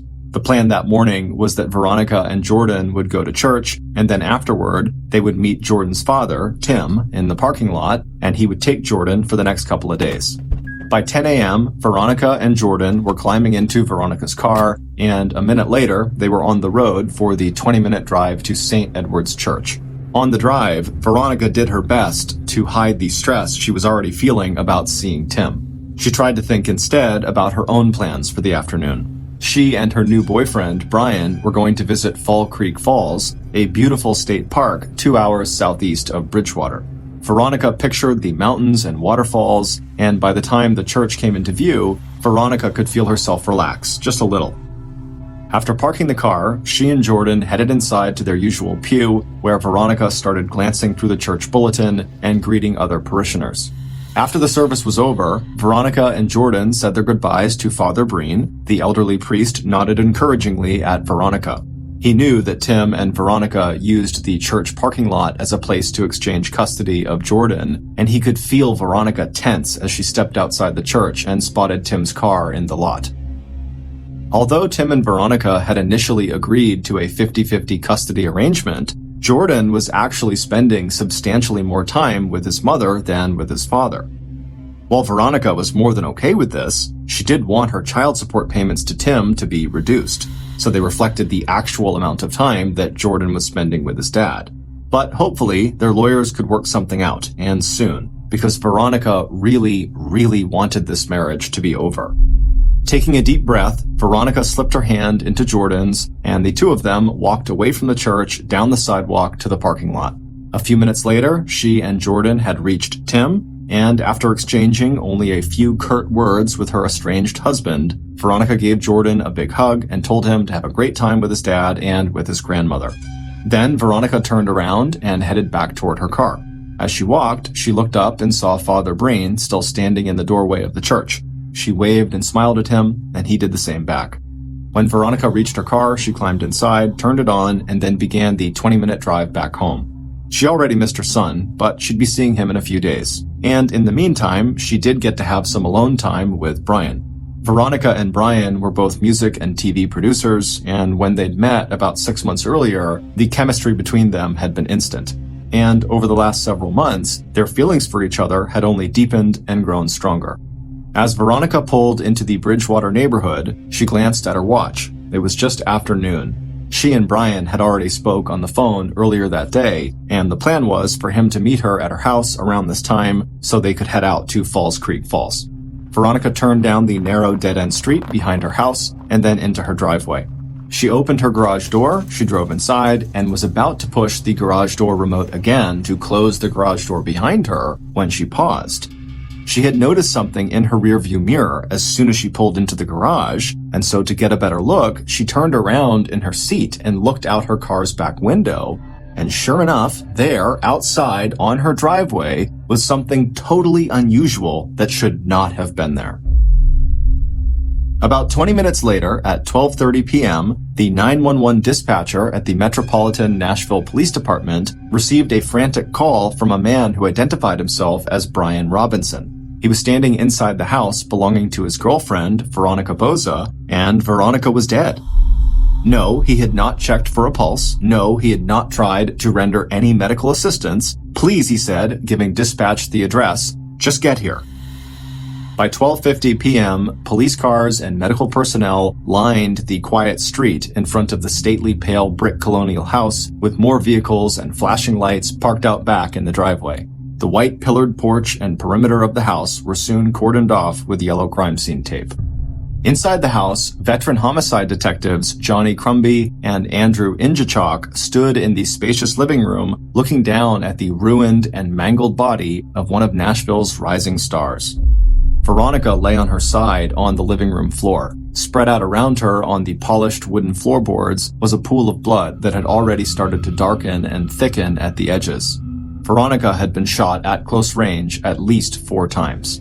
Even without an autopsy report, it was clear from the abrasions on Veronica's forearms, the open door of her car, and the spilled contents of her purse in the garage that Veronica had at first tried to outrun her attacker. But when that didn't work, she had most likely turned and stood her ground, attempting to fight her attacker off. The motive for this crime did not appear to be a robbery, since investigators quickly found money and checks in plain sight in the house, along with $300 in cash inside the kitchen pantry. But a quick check of Veronica's SUV, the garage, her purse pockets and tabletops, as well as drawers, did show that at least one important thing was missing, and that was Veronica's white iPhone. Meanwhile, the crime scene technicians had also found one important piece of physical evidence. At first glance, it had appeared to police that the killer had picked up all the shell casings from the bullets they fired into Veronica's body. But after moving aside the furniture in the living room, crime scene techs had found their first critical clue. Snugged up against the baseboard behind the white sofa was a single shell casing that the killer must have left behind in their rush to leave the house. Now, looking down at the grisly scene in front of them, even the seasoned detectives were shocked at the brutality of this crime.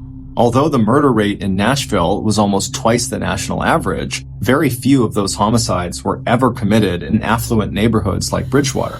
On the other hand, as these detectives knew, Tennessee was a state that ranked in the top 5 in terms of domestic violence and domestic violence-related homicides.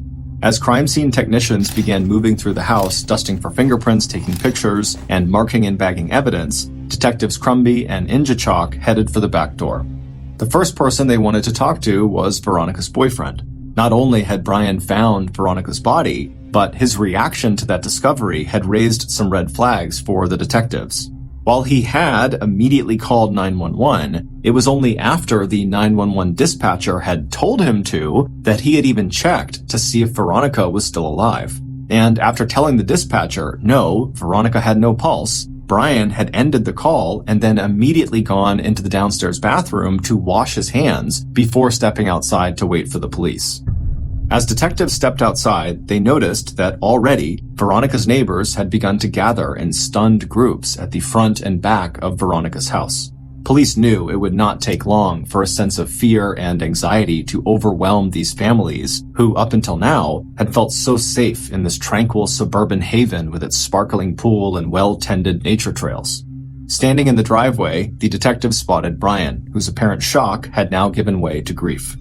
But despite his obvious distress, when the detectives asked Brian to accompany them to the police station for a formal interview, he immediately agreed to the request. Before leaving, the detectives went back inside the house to give instructions for investigators to start interviewing neighbors and putting together a timeline of when the crime had been committed. Investigators also needed to track down Veronica's coworkers and friends in case they had any information that would help police understand what was going on in Veronica's life that might have been a motive for her murder. And they also wanted police to search everywhere for Veronica's phone, along with any other electronic equipment like computers or tablets. Without access to the physical phone, the detectives wanted access as soon as possible to her cell phone records, which would show who she had spoken to that morning, and the records would show when her iPhone had been used last. 15 minutes later, the detectives and Brian walked into the nearby Hermitage police station. Once inside the interrogation room, the detectives did not waste any time. Detective Crumby pressed Brian about his whereabouts that morning and what he saw and did when he arrived at Veronica's house at 12:30 that afternoon. When Brian told them about a phone conversation he'd had with Veronica at about 11:50 a.m. as she was driving back from church, detectives exchanged a meaningful glance. If Brian's phone records confirmed that statement, they had just narrowed down the window of time during which Veronica had been killed to sometime between noon and 12:30 when Brian arrived at the house. That window would be narrowed even further when Veronica's cell records showed that Veronica had made a second call after she talked to Brian. She had called a friend, and this second conversation had ended at 12:08. So if Brian himself was not the killer, then Brian must have arrived on the scene literally just minutes after the killer had left. Hoping to clear his name, Brian tried to offer up any information he thought could be useful to their investigation. He said when he had arrived at Veronica's house, he immediately noticed that her garage door was open and she never left it open.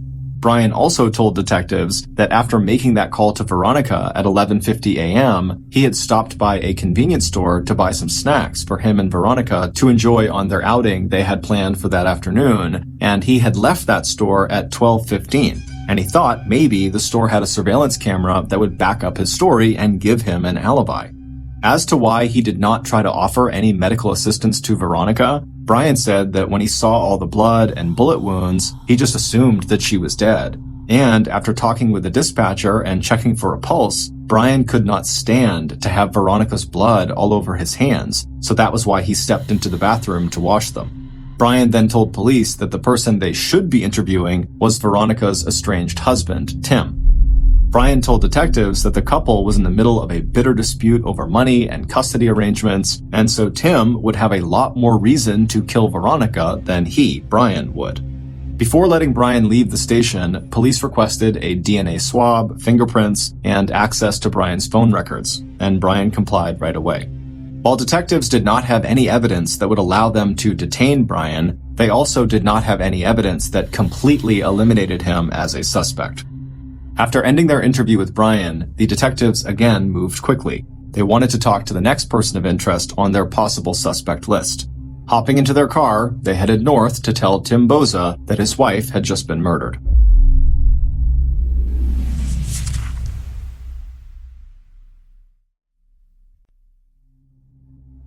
Tim answered their knock on the front door of his mother's house in Robertson County, a 35-minute drive from the church parking lot where Tim had picked up Jordan earlier that day. After hearing the news of Veronica's death, Tim seemed most upset not by the murder, but at the prospect of having to tell his 9-year-old son that his mother was now dead. After making plans to leave Jordan at his sister's house, Tim willingly accompanied the detectives to the police station for a formal interview. By 7 p.m. that night, he was sitting in a police interrogation room, answering pointed questions about his financial problems, how much money he stood to lose in the divorce, and the statements they'd heard about the couple's volatile relationship. Tim admitted that he and Veronica were not getting along, and that he was worried that Veronica was going to try to limit the time Tim could have custody of his son. Tim also told police that he had not wanted the divorce, suggesting that Veronica's long work days and high-powered job had put as much strain on the marriage as Tim's money troubles had. Tim also suggested that his wife had been unfaithful. Detectives were surprised that Tim was speaking so openly about marital problems that could be seen as motives for murder, but when pressed by Detective Crumby, who told Tim, quote, "Something about you doesn't seem right," Tim pushed right back. He understood that police were only doing their job. He was the soon-to-be ex-husband, and they had to investigate his possible involvement, but he insisted that he had had nothing to do with the murder. He also told police that he could account for all of his movements that day, starting with the time he left the church parking lot at 11:45 a.m. with Jordan. Tim told detectives that after he had arrived home, he had left his son with his mother, so Jordan's grandmother, at the house, and then Tim had gone out to a home supply store to get the materials he needed to make a plumbing repair, and then he also made a stop at a local grocery store to buy some soda for Jordan. Tim produced time-stamped receipts and suggested that the police see if either store had surveillance cameras that could confirm where he was that day. Like Veronica's boyfriend, Brian, Tim also agreed to give police a DNA swab. He allowed them to take photographs of him and said it was perfectly fine if police wanted to examine his phone and confirm the list of calls Tim had made that day. That night, while waiting for the autopsy report and the crime lab's report on evidence collected at the crime scene, Detectives Crumby and Injachok started poring over the cell phone records they had obtained from the phones belonging to Tim, Brian, and Veronica. And that's when they noticed that there was one number that appeared dozens of times in Tim's phone records. It belonged to Tim's business partner, Coy Cotham, who went by the name Corey Cotham. Since Tim had already told the police that he had made several calls that day to Corey, it wasn't the identity of this caller that surprised the detectives. It was the number of calls back and forth between Corey and Tim, including 13 separate calls on the day of Veronica's murder and dozens of calls and text messages over the previous days and weeks. Intrigued, detectives ran a background check on Corey, and they were stunned to find out that he had 2 prior convictions for aggravated assault. The detectives finished work late that evening, feeling good about the progress they'd made so far. But by mid-morning the next day, so a day after Veronica was killed, August 30th, that sense of optimism had disappeared. The alibis for their two main suspects, Tim and Brian, had both come back rock solid. Surveillance footage would confirm that Tim was not anywhere near the crime scene when Veronica was murdered. And similarly, police were able to confirm that Brian had in fact left a convenience store at 12:15 p.m. and given that he called 911 at 12:30 p.m., just 15 minutes later, to report finding Veronica, that would not have left him enough time to commit the murder. Interviews with friends and neighbors had also failed to shine any light on what might have happened, especially with Tim and Brian in the clear. One neighbor had reported seeing a light-colored van or SUV on the road behind Veronica's house, but this neighbor could not identify the make or model, and he didn't get a license number, and he didn't get a good look at the driver. The shell casing that was found inside of Veronica's house, which turned out to be a match for the bullets recovered from the crime scene. It should be noted that all the bullets that had been fired at Veronica went through her, so they were able to find the bullets on the ground. That match was still an important clue, but only if they had a way to find out where the gun was now and who had used it. Suddenly, in the face of these disappointments, those phone records that the police were collecting and the name Corey Cotham had become the detectives' best and possibly only remaining leads.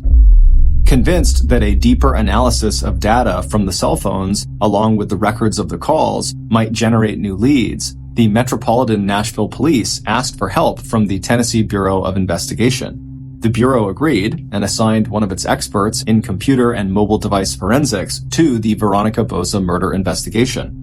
So, after turning over Tim's phone and all the phone records they had to the Tennessee Bureau of Investigation, local investigators reached out to their new person of interest, Corey Cotham, and asked him for an interview, to which he agreed.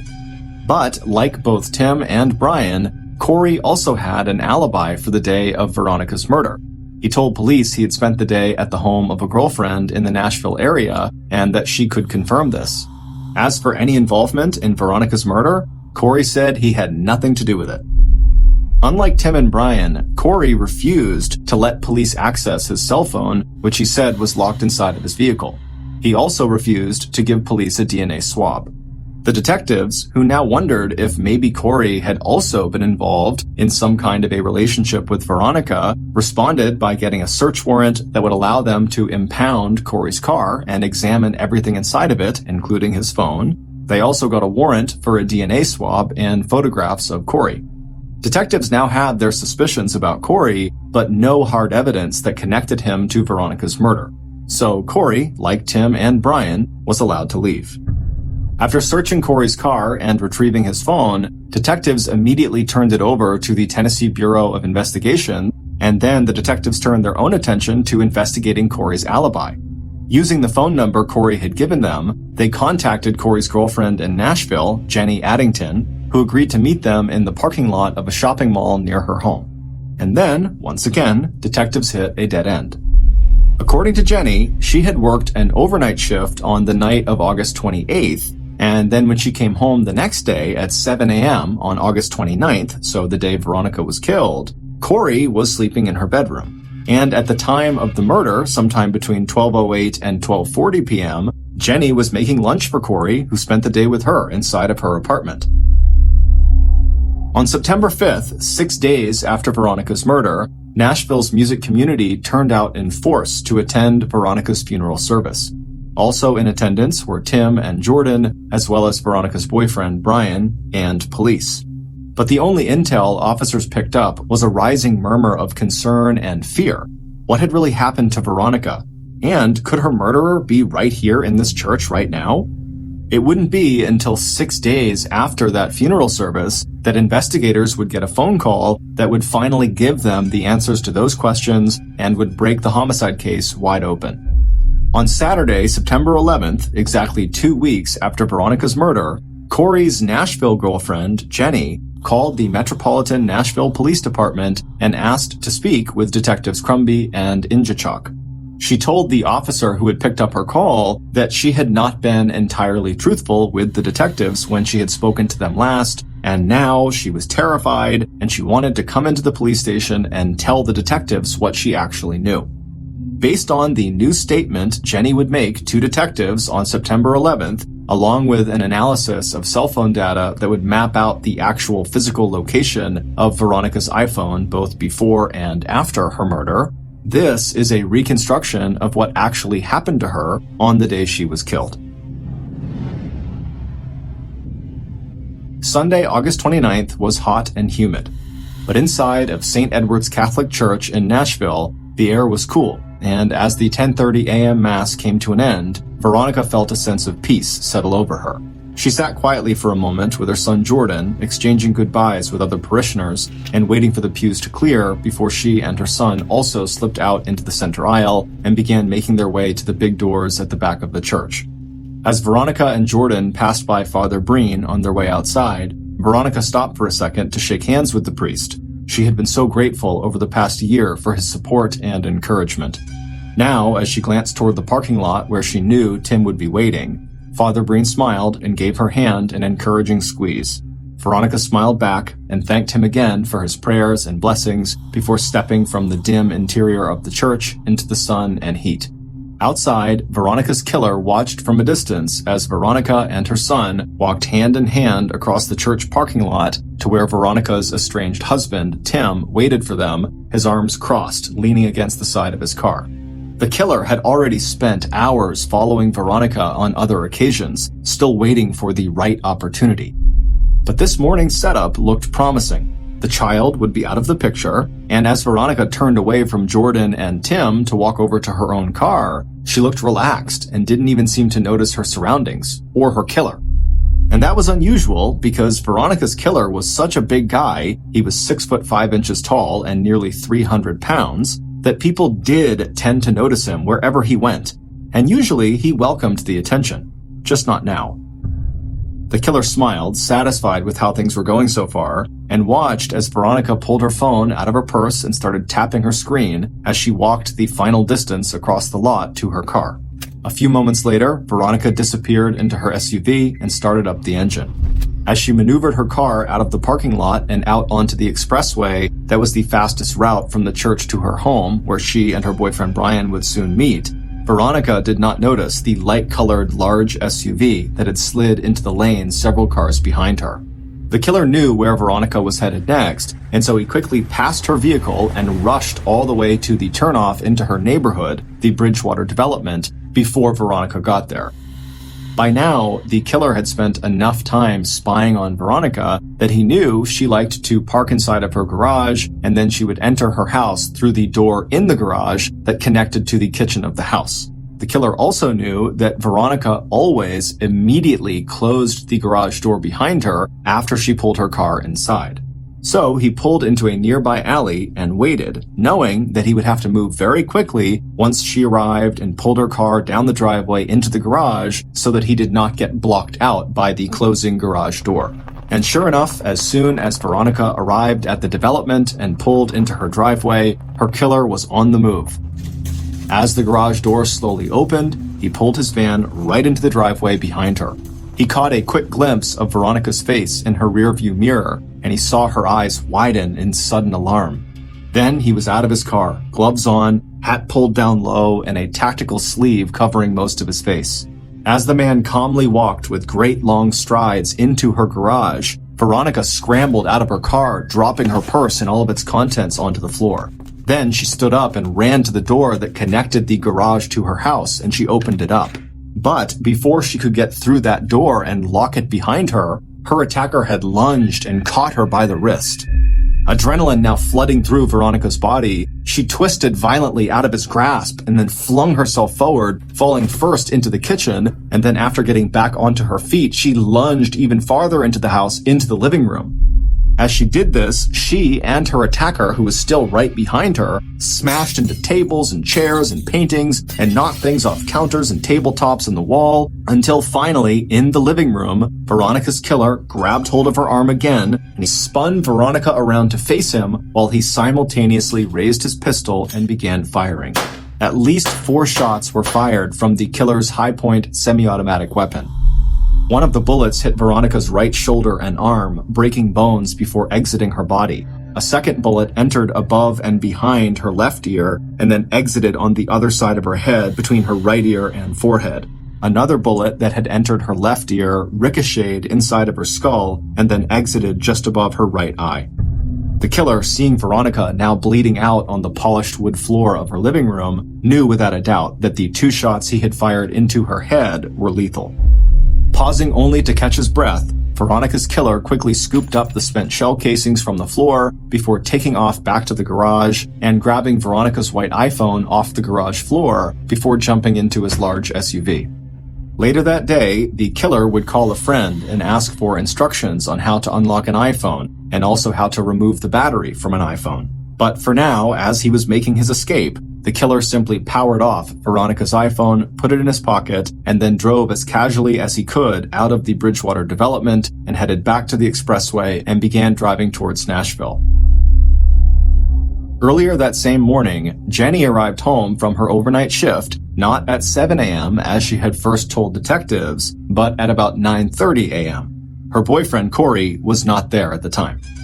Tired, Jenny immediately showered and then went right to bed.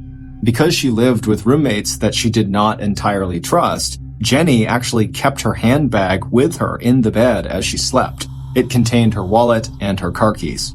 At some point that morning, shortly after Jenny had climbed into bed, Jenny woke up to find Corey bending over her. When he kissed her and told her he was going out for a little while, she wondered sleepily if he was also slipping his hand under her covers to grab the keys to her minivan. But since her only concern at the moment was just to go back to sleep, Jenny turned over again and closed her eyes. She didn't wake up again until mid-afternoon. That was when Corey woke her and told her he wanted to take her out to an early dinner at a restaurant near Nashville called TGI Fridays. They got into Corey's car, a champagne-colored Cadillac Escalade with a vanity license plate that read Big Man, and headed off for their evening out. At some point along the way, a thin white phone slipped off the console of Corey's Escalade and landed on the floor. Jenny leaned down, picked up the iPhone, and put it back on the console next to the black Android phone that she recognized as Corey's. She didn't ask him where the white phone had come from. Jenny knew that Corey had all kinds of business dealings with all kinds of people, and she suspected that some of that business and some of those people were pretty shady. It had been Corey, after all, who had convinced Jenny to steal her soon-to-be ex-husband's high-point 9mm handgun, along with plenty of ammunition, back in July. At the time, Corey said that Jenny might need it for protection, and she had been carrying it around ever since in the back of her minivan in a red-maroon lunch bag. Except that Jenny's ex had filed a stolen weapon report with police, and when Jenny had gone to look for the gun a few weeks ago, thinking she should just return it in case police decided to come question her about the missing weapon, the gun and the maroon bag had disappeared from her car. She'd asked Corey at the time if he'd taken it, since he sometimes borrowed her van and also helped her now and then take groceries out of the rear compartment, but he denied ever touching it. By the afternoon of the following day, Monday, August 30th, Corey was in a terrible mood.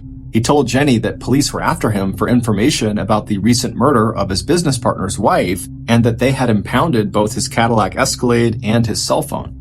Corey told her that she really needed to help him out. Just to get the cops off of his back, he told them that he had been with her all day yesterday, and if police got in touch with her, that's what she should tell them. That he'd been at the apartment with her from 7 a.m. till they left the apartment together to go eat dinner at TGI Fridays. Jenny agreed because she knew this wasn't really a request, it was an order, and she knew better than to cross Corey when he was in one of his moods. But it wasn't until after police did talk to Jenny that evening outside of the strip mall, and she confirmed Corey's alibi, that Jenny started to feel uneasy, and a little afraid about having done what Corey had told her to do.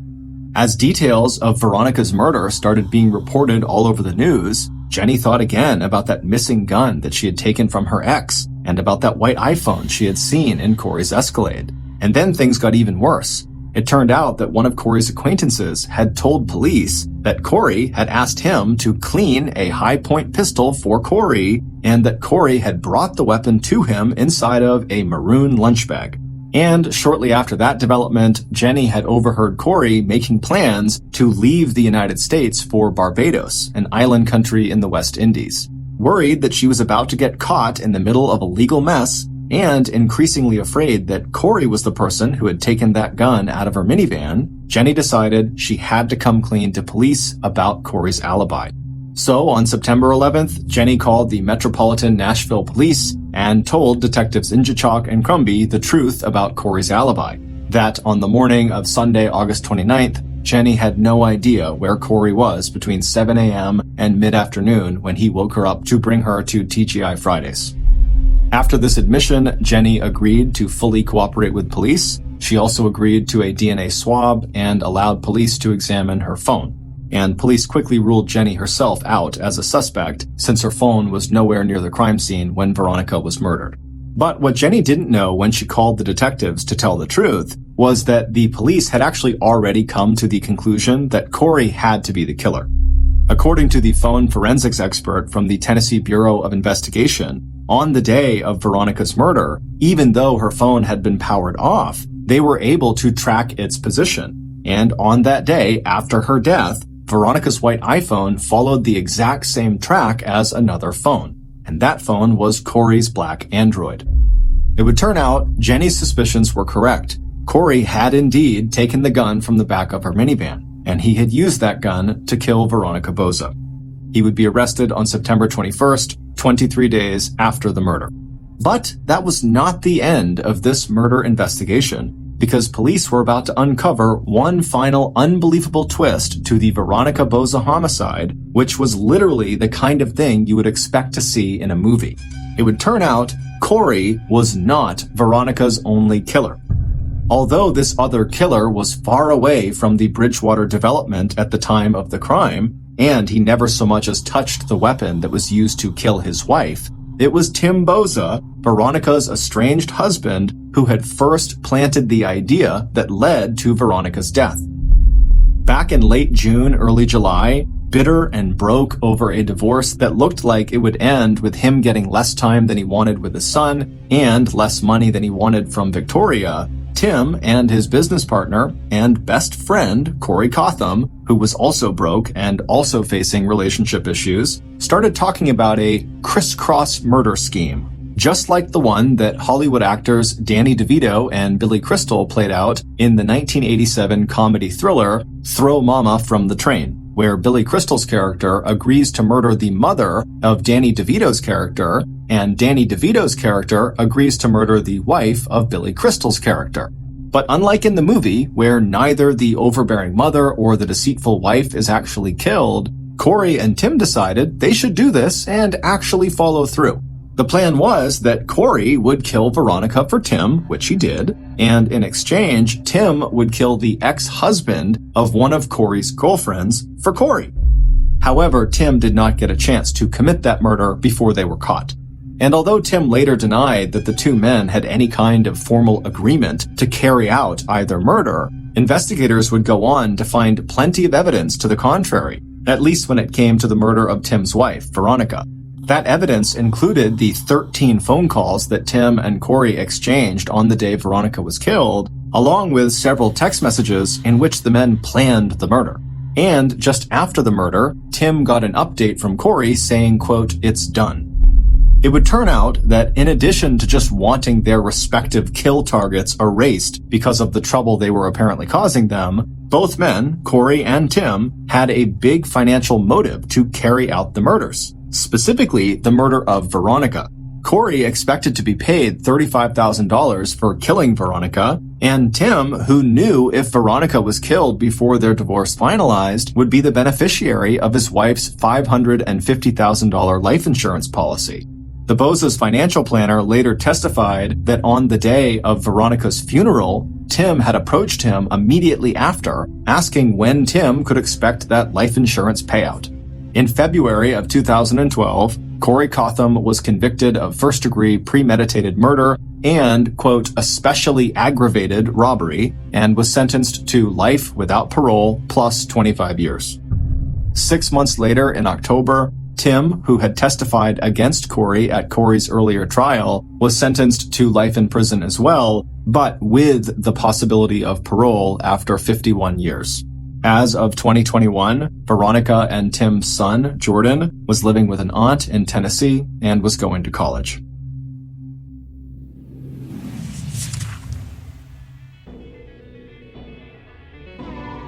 Thank you for listening to the MrBallen podcast. If you got something out of this episode and you haven't done this already, please replace the 5-star review button's refrigerator light bulb with a heating lamp. This podcast airs every Monday and Thursday morning, but in the meantime, you can always watch one of the hundreds of stories we have posted on our YouTube channel, which is just called MrBallen. We also now have a registered 501c3 charitable organization called the MrBallen Foundation that makes it as easy as possible for you to join me, my family, and my team in supporting those whose lives have been most impacted by violent and heinous crimes. Monthly donors to the MrBallen Foundation Honor Them Society will receive free gifts and exclusive invites to special live events. But the real reward is helping to create a new ending to the story for victims of violent crime. Go to MrBallen.Foundation and click Get Involved to join the Honor Them Society today. If you want to get in touch with me, please follow me on any major social media platform and then send me a direct message. My username is just @MrBallen, and I really do read the majority of my DMs. Lastly, we have some really cool merchandise, so head on over to shopmrballen.com to have a look. So that's going to do it. I really appreciate your support. Until next time, see ya.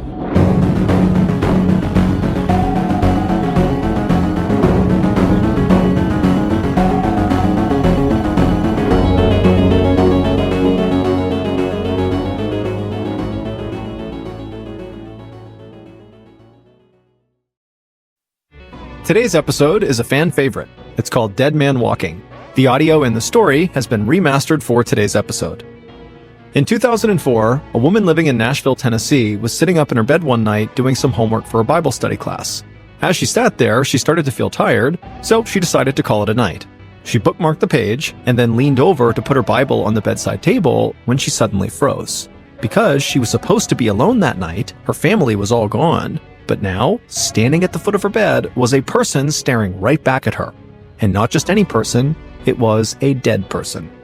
But before we get into today's story, if you're a fan of the strange, dark, and mysterious delivered in story format, then you've come to the right podcast because that's all we do, and we upload twice a week, once on Monday and once on Thursday. So, if that's of interest to you, please ask if you can borrow the Amazon Music Follow Button's phone to make a quick call, and when they say yes, take their phone, but don't make a call. Instead, log on to their Facebook and change their relationship status from married to it's complicated. Okay, let's get into today's story.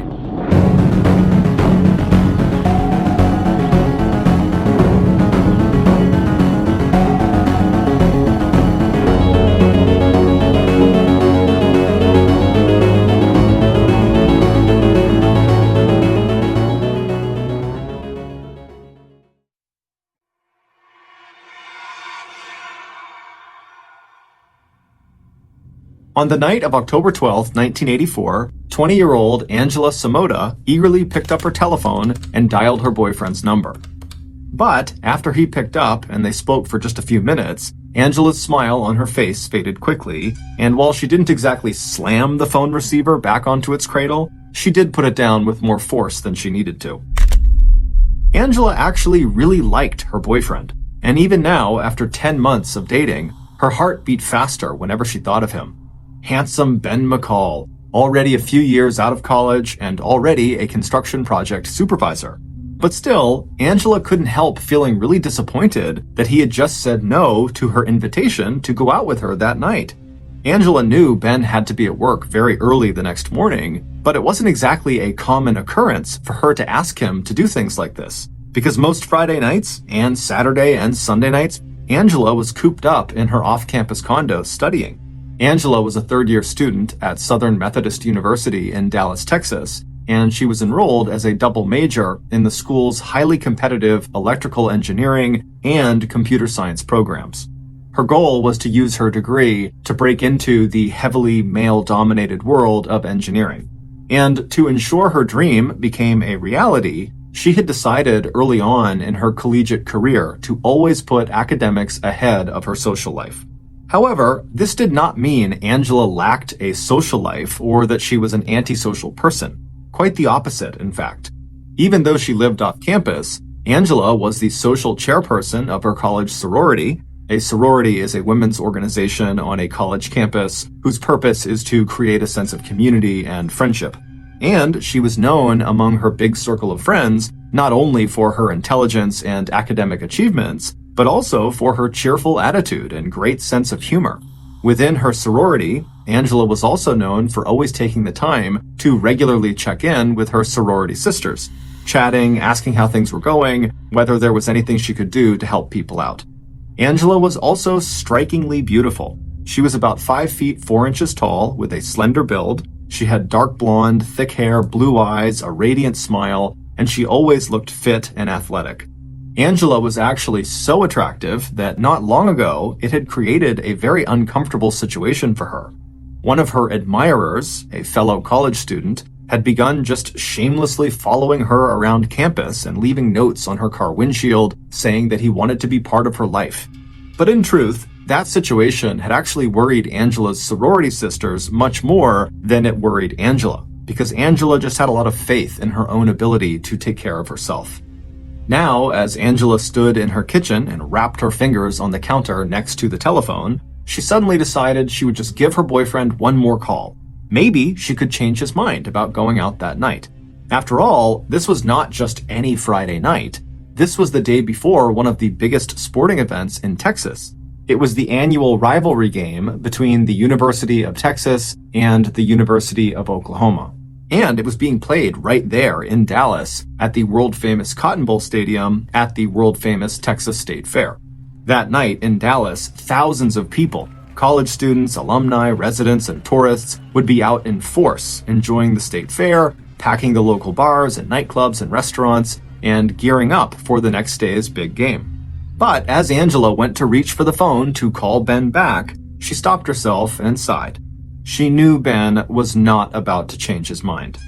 During their call, Angela had told him that her friend, Anita Kadala, was going to be going out with them that night, meaning Ben knew he could turn down Angela's offer, and Angela would not be left stranded for the night. She would have Anita to still go out with. Also on their call, Angela had even pulled out the big guns and tried to make Ben a little jealous to see if maybe that would convince him to go. She had told him that if he was going to stay in, then maybe she would just give Russell a call to see if he wanted to tag along with her and Anita for the night. Russell was really just a friend, but he was a male friend. However, Ben had not been fazed and had just said, "Okay, sounds good, have fun."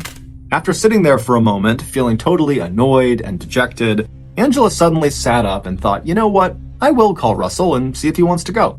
So she went to her bedroom desk and rummaged around for the notebook where she kept her phone numbers. Once she found it, she turned to the Bees page, and there it was, Russell Buchanan. Russell, who was 23 years old, had graduated a year earlier from Texas A&M's School of Architecture, but Angela hoped that he still liked going to college parties and sporting events.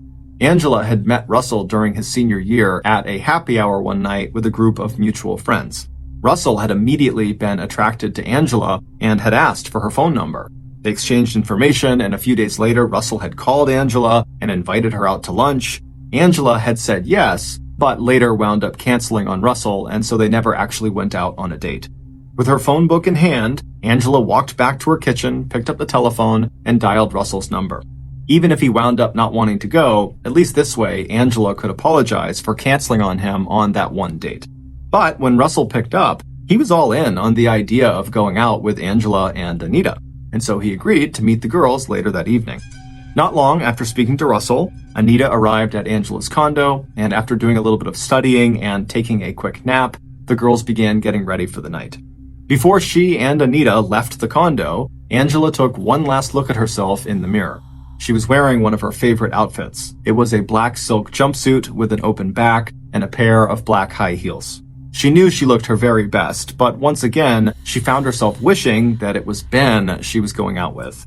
Turning away from her reflection, Angela picked up her black purse, she grabbed her car keys, and then she and Anita left the second-floor corner condo at 4944 Amesbury Drive. They headed down to the parking lot and hopped into Angela's Toyota Supra car. Angela was not a big drinker and had volunteered to drive them around that night. Angela turned on the car, she put it in drive, and then the two women drove the short distance to Russell's nearby apartment. After Russell climbed in the car around 9:30 p.m., the trio headed 10 miles south to their first stop of the evening, Bennigan's, a local bar known for its steak and ale. But Bennigan's was just a warm-up. By 11:30 p.m., Angela, Anita, and Russell had made their way first to the Boardwalk Beach Club, a singles bar that was popular for its 1950s and 60s style music, and then on to a nightclub in downtown Dallas called Nostromo's. Shortly after they arrived there, Angela, who now missed her boyfriend even more than she had before she left, decided she would just give him another call and see if maybe now he would want to join them. But after being awakened from his sleep, Ben was not any more inclined to come out and meet Angela. However, since Ben was a member of the club where they were at, Nostromo's, he called the front desk and got Angela and her friends access to their exclusive Rio room, which was the back room of the club. Angela still wished she could just have Ben, but the Rio room was a pretty good consolation prize. And so Angela spent the next hour or so dancing inside of this VIP area with Russell and Anita, and then when she wasn't dancing, she was walking from table to table saying hello to all the folks who were in there. According to Anita, it seemed like Angela knew literally everyone at the club that night. By 12:30 a.m., Angela was feeling tired, so she flagged down Anita and Russell and signaled that she wanted to leave.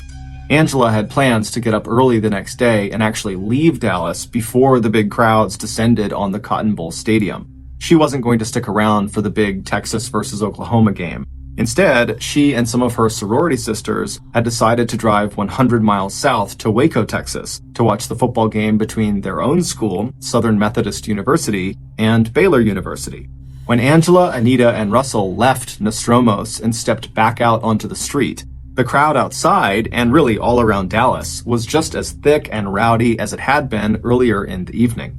The three friends made their way through the crowd to Angela's car that was parked in the outdoor lot across the street, and then about 15 minutes later, Angela pulled up in front of Russell's apartment.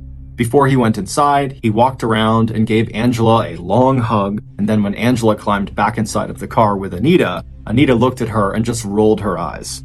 Anita had had a great time that evening, but more than once when Russell was dancing with Angela in the Rio room, Anita had definitely felt like she was just a third wheel. Angela just laughed it off and said Russell was a friend, and then they pulled away from the curb and kept on driving. By 1:15 a.m., Angela had arrived outside of Anita's dorm room. Angela had asked Anita to stay with her at her condo, but Anita had politely declined. The women hugged and said they'd talk tomorrow. Then Anita went inside of her building, and Angela hopped back inside of her car and then pulled away from the curb and began driving back home. But as Angela drove, she made a sudden decision to swing by Ben's apartment, which happened to be right on the way. Maybe if she just appeared on his doorstep, he might invite her to stay. But that did not happen. When Ben finally opened his front door looking totally groggy and disheveled, he was not pleased to see Angela standing there. After a brief chat, he told her that as nice as it was to see her, he really just needed to sleep, so could she please just head home and they could talk tomorrow. Angela would eventually accept defeat and would turn around and head back down the steps towards the street below. After Ben watched his girlfriend climb back into her car and drive off, he turned around and went back inside and climbed back into his bed. But just 15 minutes later, at about 1:45 a.m., right as Ben was finally dozing off again, he heard his phone ring. Groaning, he rolled over and picked up the receiver, already knowing that it had to be Angela, and it was. But this time, something was very different. She was not playfully trying to convince him to come see her. Instead, her voice sounded strained. Something was wrong. She was calling from inside of her condo, and her first words to Ben were both strange and distracted. "Ben," Angela said, "talk to me." And when Ben heard a sudden noise in the background and the sound of a voice calling out a question, Ben's anxiety flared. "Angie," he said, "are you okay?" Angela hesitated for a second, and then, still speaking in that sort of distracted and disjointed voice, she said, "I let a man into my condo." Before Ben could respond to this, he heard the sound of utensils clattering on the kitchen counter very close to the telephone, and Angela suddenly telling him in a rushed voice that she would call him back in just a few minutes before she suddenly hung up the receiver without even saying goodbye. By now, Ben was wide awake, and when a few minutes went by and Angela did not call him back, Ben dialed her number and got no answer. As he jumped out of bed and started pulling on his clothes, he called a second time, and again there was no answer. Now, Ben felt a flash of panic, and still pulling on his jacket, he ran outside and he jumped into his truck. Although portable cell phones wouldn't be a thing until the 1990s, as a construction supervisor, Ben's truck was equipped with a satellite phone. And as he made the 8 to 10 minute drive to Angela's condo, Ben used that satellite phone to call Angela's number again and again, but still there was no answer. Once Ben pulled into the parking lot of Angela's condo building, Ben saw Angela's car in its usual space. He parked his truck not far from her vehicle, and then he leapt out of his truck and ran to the stairs to Angela's front door, where he began to press her doorbell while also banging on the door and calling out her name. When no one answered or came to the door, Ben turned and ran back down the stairs and around the building to another flight of stairs that led up to Angela's balcony and where her back door was. When he got up to that door, he began banging on it and calling out Angela's name again. But again, there was no answer. Ben would eventually leave the back door and run back to his truck out front, where he would use his satellite phone to call 911. At 2:17 a.m., the emergency dispatcher who received Ben's 911 call sent a couple of officers out to do a welfare check at 4944 Amesbury Drive. The dispatcher told the police officers that a young man named Ben McCall was worried something bad had happened to his girlfriend, Angela Samoda, who lived at that address. When the two police officers arrived at the scene 23 minutes later, they found Ben sitting quietly on the back steps leading up to Angela's condo. To that point, the two responding officers had spent that whole night and the early morning hours answering lots of complaints of noise and drunkenness and disturbance, as all of Dallas seemed to be out on the streets partying. And so, tired and at the end of their shift, they were confident that this call would be no more serious than all the others they had been to so far. After directing Ben to go get the master key from the on-site building manager, the police officers walked around to the front of the property to knock on the door, and to double-check that the condo really was locked. It was locked, and after they knocked, no one answered, but a few minutes later, Ben arrived with the master key. With Ben waiting outside on the sidewalk, the police officers used the master key to open Angela's front door, and then they stepped inside. And almost immediately, the officers knew that this call was not like the others they'd responded to that night. On the carpeted floor of the living room just ahead of them, they could see there was a single black high-heeled shoe tipped over on its side, and near it was what looked like the track of another spike heel that had been dragged through the soft pile of the rug, like someone was still wearing that second high heel when they were dragged across the living room. After seeing this, both officers reflexively put their shooting hands down on their gun holsters. One of them, a rookie officer named Janice Crowther, who had just joined the Dallas police force 1 year earlier, immediately felt the hairs on the back of her neck stand up when she saw those two shoes. Turning around and looking out the front door, motioning Ben to stay where he was, Janice turned back and stepped into the living room for a closer look, while her partner turned left and headed for what looked like a bedroom door. A minute later, as Janice was looking around the living room and not really seeing anything, she heard her partner calling out, "I think I found her." In the 31 years that Officer Crowther would go on to serve in the Dallas police force, she would never see a crime scene any more brutal than the one that met her eyes when she stepped into Angela's bedroom. Inside, Angela Samoda was lying on her back. While the upper part of her body was still on the mattress, her long, tanned legs dangled off the edge of the bed, not quite touching the floor. Her naked body was covered in blood, and it was clear right away that she had been the victim of an incredibly violent attack. The officers immediately rushed over to her and checked for a pulse, but Angela was deceased. After making sure the attacker was no longer in the condo, police radioed for an ambulance, crime technicians, and a team of homicide detectives.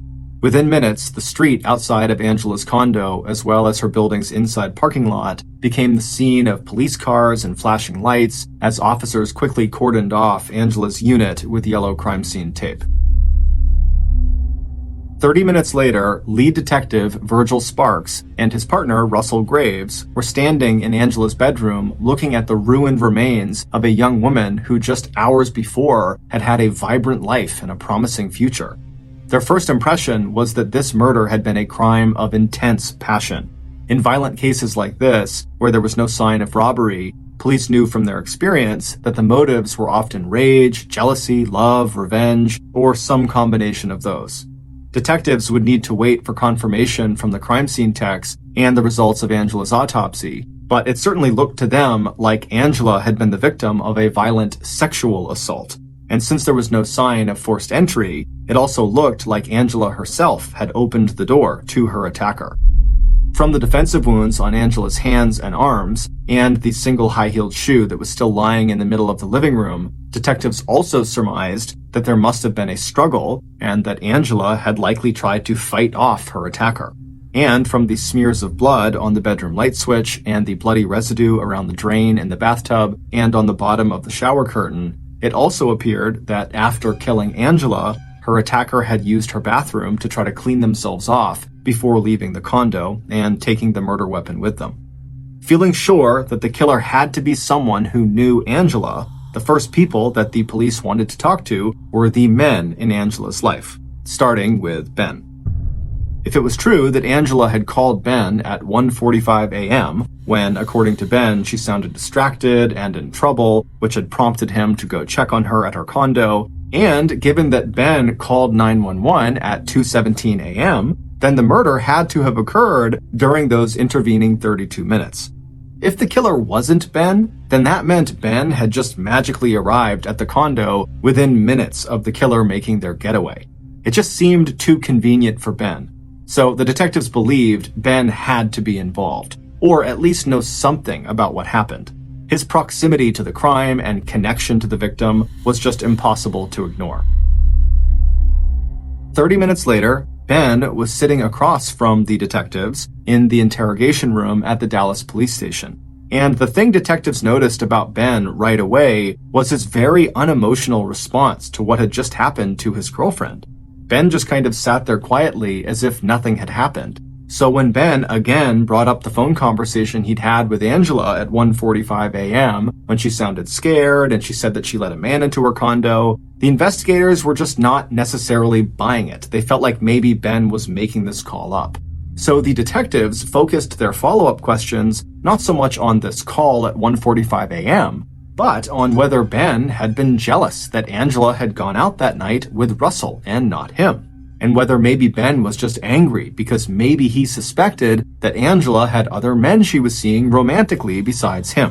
But Ben swore he had nothing to do with the murder, and even though he would refuse to take a lie detector test, he would agree to give blood and saliva samples as well as scrapings from underneath his fingernails. He also agreed to let officers search his truck and condo and access his phone records. By later that same morning, police had 3 more names of possible suspects. Angela's sorority sisters had told them about a former boyfriend named Lance Johnson from Angela's hometown of Amarillo, Texas, who had once threatened Angela with a knife and who still called Angela wanting to get back together.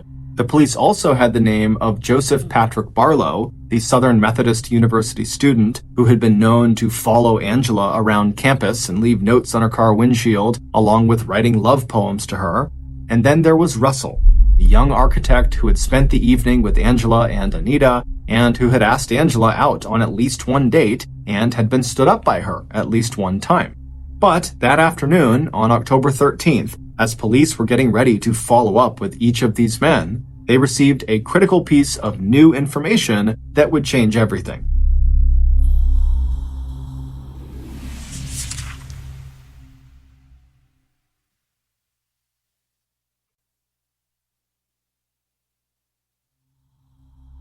The preliminary results from Angela's autopsy had come back, and she had indeed been sexually assaulted, and her attacker had left behind plenty of bodily fluids, including semen, which meant her attacker was a male. But a test of those bodily fluids showed something unique. It would turn out the man who attacked Angela was what's known as a non-secretor. A non-secretor is an individual, man or woman, whose blood type antigens do not show up in bodily fluid other than blood. In other words, their saliva or semen or other fluid secretions do not contain any markers of their blood type. Approximately 50 to 80% of all people are secretors, while 20 to 50% are non-secretors. And so this information immediately allowed police to start ruling suspects out. Today, police use DNA testing to track bodily fluids back to an exact individual. But back in 1984, when Angela was murdered, this kind of rough sorting of suspects using information like whether they were a secretor or not was about as good as police were going to get. So, with the non-secretor news, coupled with bulletproof alibis, the list of suspects suddenly dropped from 4 names down to just 1. Not only was Angela's potentially violent and jealous former boyfriend, Lance, a secretor rather than a non-secretor, he was also asleep in his parents' house in Amarillo, Texas, on the night of Angela's murder. And although the student who had followed Angela around campus would turn out to fit the bill as a non-secretor, he too had a rock-solid alibi that ruled him out. That left 2 suspects, Angela's boyfriend Ben and Russell Buchanan. And while Ben had seemed very much like the number 1 suspect, the search of his truck and apartment had turned up nothing, and phone records placed him far enough from the scene at the suspected time of Angela's death that police doubted he had the time to commit the murder. He also was eventually proven to be a secretor. Russell, on the other hand, was a non-secretor, and he had been with Angela right before she was killed, and his apartment was only a 5-minute walk from her condo. But what really snagged the police's interest in Russell was the fact that when investigators went to his apartment to interview him on October 13th, just hours after Angela's body had been discovered, Russell was nowhere to be found. In fact, it wasn't until Monday, October 15th, more than 48 hours after Angela's murder, that police finally found Russell at his home. And when Russell answered their knock on his door, he found a shotgun pointed directly at his chest. It wasn't exactly a raid, but it was clear to Russell that he was in some serious trouble. With the shotgun still aimed at his chest, detectives ordered Russell to go with them to the police station to answer questions about the murder of Angela Samota. Once they were in the interrogation room, Russell told the detectives that he had nothing to do with Angela's murder. He said he didn't even know she had been killed until the police were at his door that morning with a shotgun pointed at him. He said the last time he saw Angela was when she and her friend Anita had dropped him off at 1 a.m. after the 3 of them had left the club. He told police that he was never involved romantically with Angela and that he knew she had a boyfriend and he was not jealous. When asked why he wasn't around on the 13th and 14th, Russell said he'd been at a wedding in Dallas before flying to Houston, Texas to visit his parents, and he had only just gotten back late on the 14th. Russell's story seemed plausible, but he didn't really have an alibi, and he was a non-secretor, so investigators could not rule him out as a suspect. However, without any other hard evidence that actually linked Russell to the crime scene or to Angela's death, Detective Sparks and Graves had to let Russell go. Over the next few weeks, 6 investigators, who were all assigned full-time to Angela's case, chased down every lead they possibly could. They interviewed everyone from friends and family to the mechanics who worked on Angela's car to the workers who had installed the carpeting in Angela's condo. But no one had any useful information.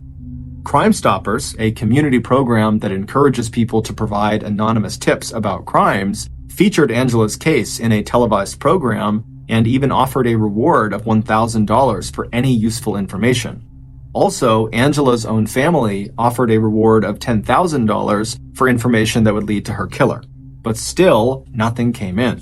And as every lead seemed to go cold, Detective Virgil Sparks couldn't help but keep coming back to one name on his suspect list: Russell Buchanan. Russell had not been ruled out yet, and in Detective Sparks' eyes, Russell just seemed like the guy. And soon, one of Angela's friends, Sheila Gibbons, would become Detective Sparks' unlikely ally in his effort to uncover incriminating evidence against Russell. 22-year-old Sheila Gibbons was especially traumatized by Angela's death. Not only were the women both members of the same sorority, but also Sheila had been Angela's roommate during Angela's first year at Southern Methodist University. When they first met, it had seemed like the 2 girls did not have much in common. Sheila struggled with dyslexia, a learning disability that made it hard for her to correctly interpret words, and so while Sheila struggled with her studies and preferred socializing to books, Angela was the opposite.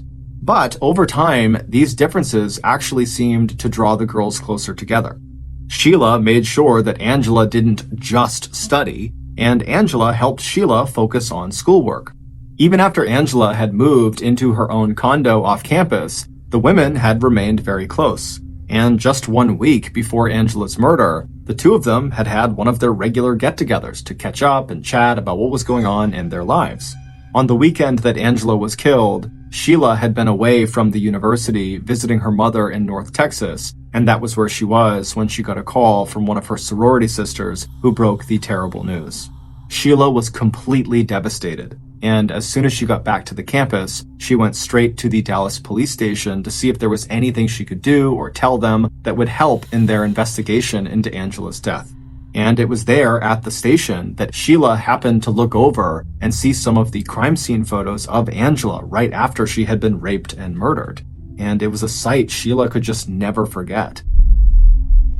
After speaking with Detective Sparks and getting the impression that he was especially suspicious of Russell, Sheila offered to arrange and record conversations between herself and Russell in hopes that Russell might tell her something incriminating. And on top of Sheila spying on Russell, police also set up 24-hour-a-day surveillance on Russell, and they also pulled him in for questioning on dozens of occasions, picking him up at his work or at his apartment or anywhere in between. But all of that came to a screeching halt in April of 1984 when Russell hired a well-known defense attorney who told police they had to either charge Russell with a crime or leave him alone. And because at that point police still had not unearthed any hard evidence against Russell, they were forced to just leave him alone. And so Russell became yet another dead end. And by the late spring of 1985, the Angela Samota murder investigation had basically gone ice cold. And around the same time that investigators set Angela's files aside and changed the status of her case from active to suspended pending new information, Angela's friend and Detective Sparks' unofficial spy, Sheila, really started to struggle. Angela's unsolved killing had shattered Sheila's sense of safety and security, along with her belief in the justice system. Convinced that Russell had just gotten away with murder, and still feeling totally traumatized by the brutality of her friend's murder, Sheila would drop out of Southern Methodist University in the middle of her senior year. For a while after she left school, Sheila just sort of drifted through her life, overwhelmed by the sense of numbness that Angela's murder had caused. Eventually, in 1986, Sheila would meet a man named Charles Wasaki, they would get married, they would buy a house together, and they would have kids together. And for the most part, Sheila was able to just kind of focus on her family and move on with her life and not let Angela's murder dominate every aspect of it. But all of that would change one evening in 2004. By then, Sheila was 43 years old and was living comfortably with her family in Nashville, Tennessee. And while she did still periodically think about her friend Angela, the thought of what happened to her was still so traumatic that often whenever Sheila thought of Angela, she tried to bury those feelings and not talk about them. But one night that year, as Sheila was sitting up in her bed alone, trying to complete some homework for a Bible study class, she happened to look up from her Bible, and what she saw at the foot of her bed shocked her. Standing there was her dead friend, Angela Samota.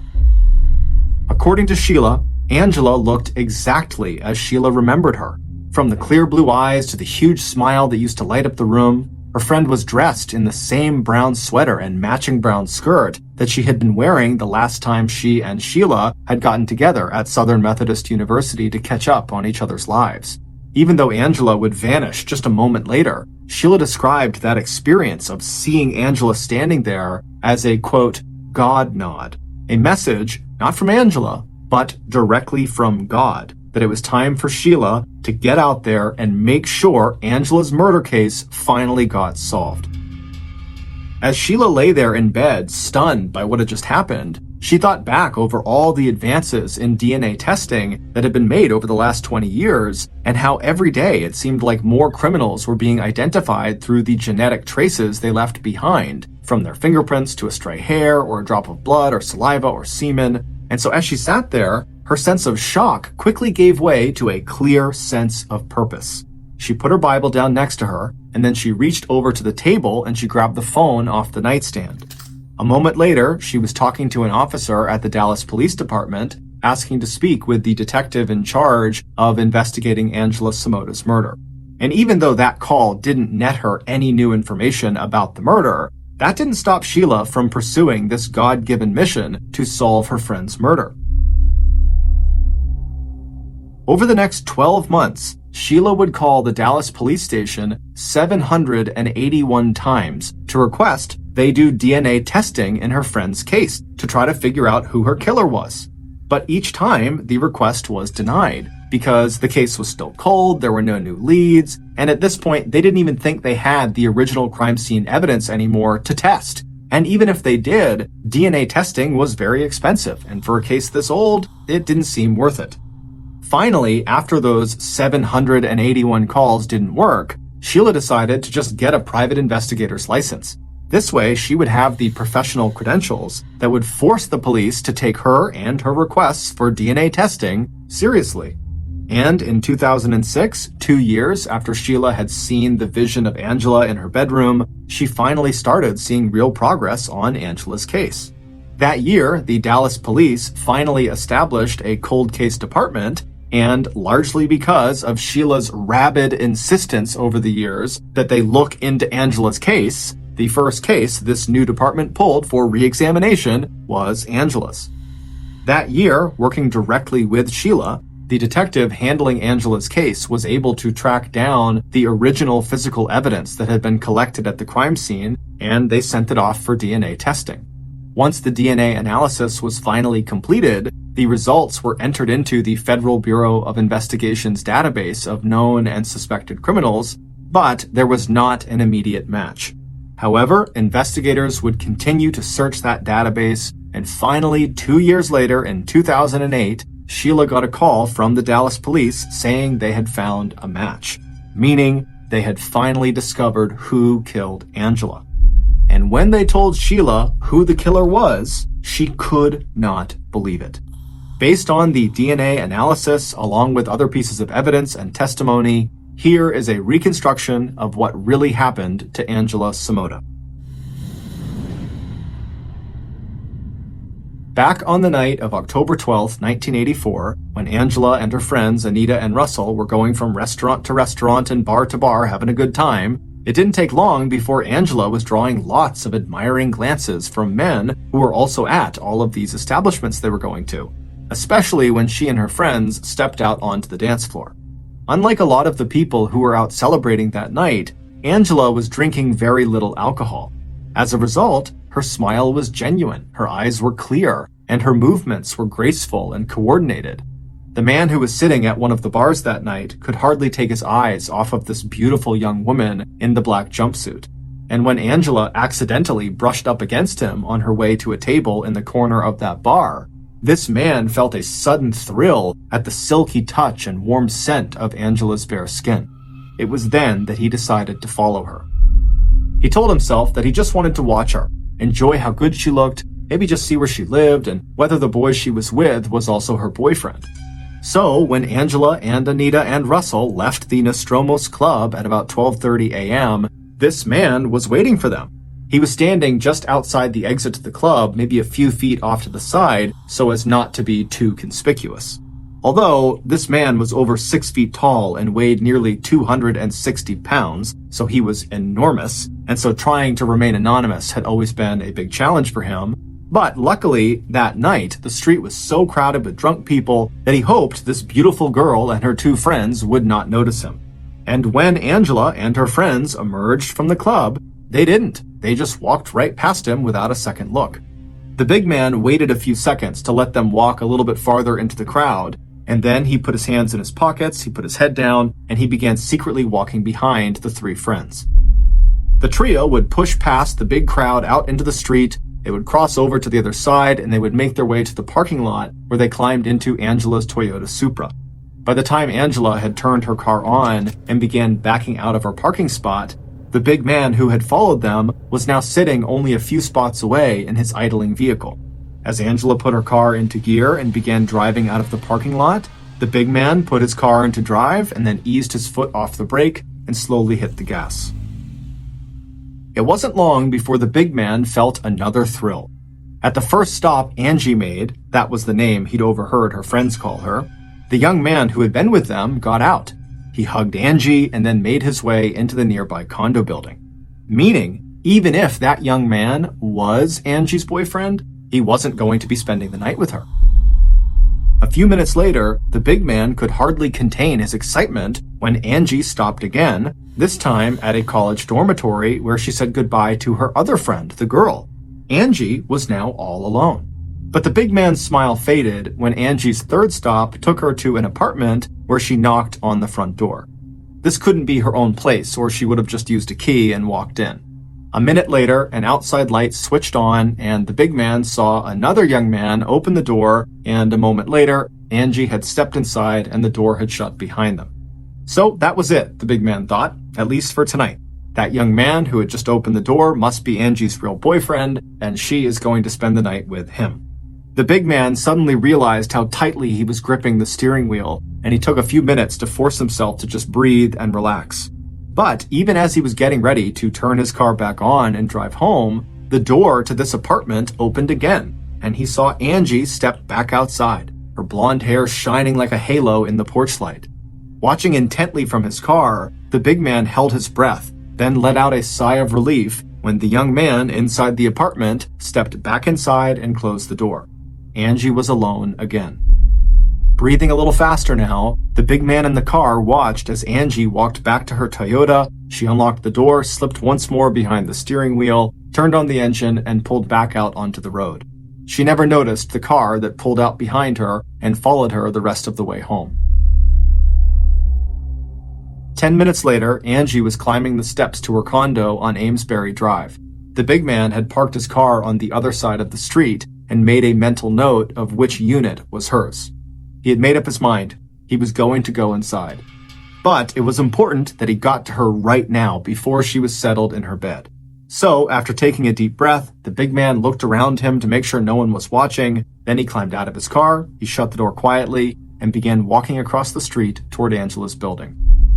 Once she was inside of her condo, Angela put down her purse and hung up her car keys. But just as Angela was about to slip out of her black high heels and head for the bathroom, she heard a sudden but quiet knock on the door just a few feet away from where she was standing. Then she heard a man's voice and more knocking, still quiet but insistent. Whoever was out there sounded apologetic and kind of embarrassed, and so Angela stepped closer to the door and just listened. The man outside began talking again. He said he just needed to find out where the nearest payphone was. He'd just take a second or two of her time. Please, could you just open up the door? Reassured by the tone of his voice, Angela reached out and she unlocked the door. But then, before she could even turn the door handle, the man outside had pushed the door open himself and was now stepping into her condo. Forced backward, Angela felt a sudden rush of fear. The man in front of her was enormous, and he had these small, flat green eyes and a thin mouth. And as soon as he was inside of her condo, he just started repeating his question about the payphone while also simultaneously turning around, shutting her door behind them, and locking both of them inside of her condo. Then, with the door locked, he turned back around and faced her and began slowly walking toward her while asking if he could use her bathroom. For just a second, Angela squeezed her eyes shut, trying to gather her thoughts and find a way to make him leave her condo. And then she thought of Ben. What she needed to do was call Ben. This huge man would never hurt her if he knew that she'd told her boyfriend that he was here in the condo with her. So, as Angela forced herself to open her eyes and face the big man who was bearing down on her, she also reached out for the phone on the kitchen counter and quickly punched in Ben's number. The man didn't try to stop her from using the phone. He just continued walking closer and closer to her while asking, "Where's your bathroom? Where's your bathroom?" With the phone up to her ear, Angela quickly gestured to the intruder with her other hand toward a tiny hallway on the other side of the living room where the bathroom was located. As the big man suddenly turned away from her and began striding toward that hallway, Ben answered Angela's call.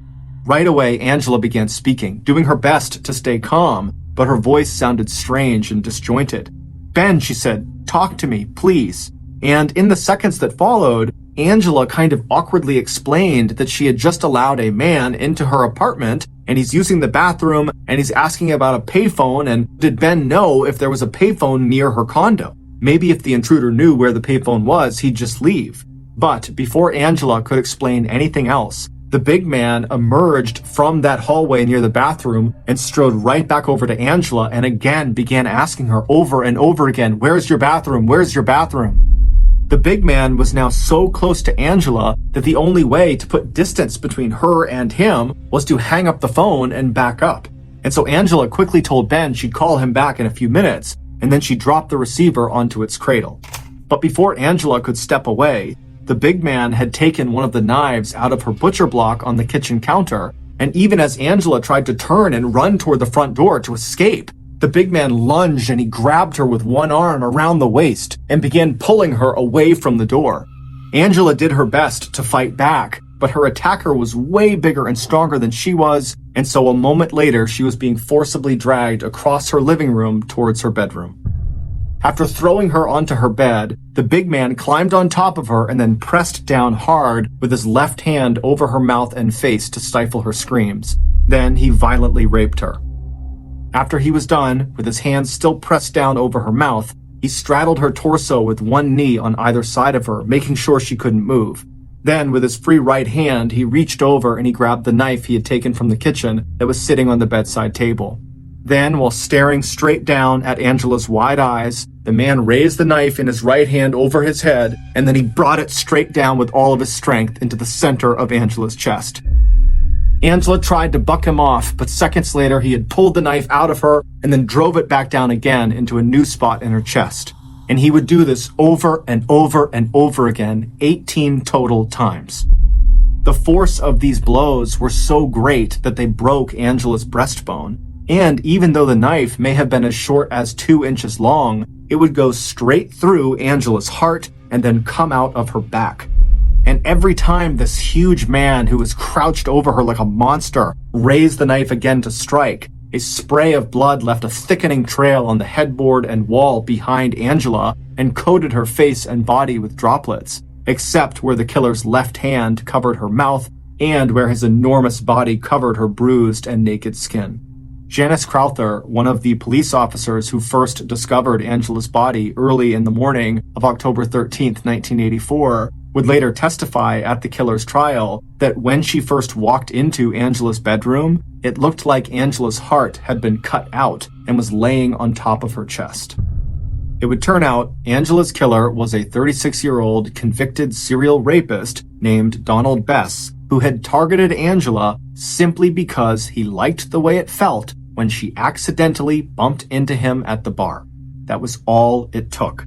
Angela didn't know him, and he didn't know her. Angela was simply in the wrong place at the wrong time. Donald was already an experienced predator when he first came in contact with Angela. He'd gotten out of prison on parole just 6 months earlier in March of 1984 after serving only 6 years of a 25-year-long sentence for rape, kidnapping, and aggravated assault. Although he was living and working in Houston, Donald had made the 240-mile drive north to Dallas several times that summer and fall to visit friends and to meet women at local bars. 9 months after getting away with the rape and murder of Angela Samota, Donald would go on to rape, but not kill, yet another Texas woman. However, this time he was caught, and in 1985 he was sentenced to 999 years in prison, however, again with the possibility of parole.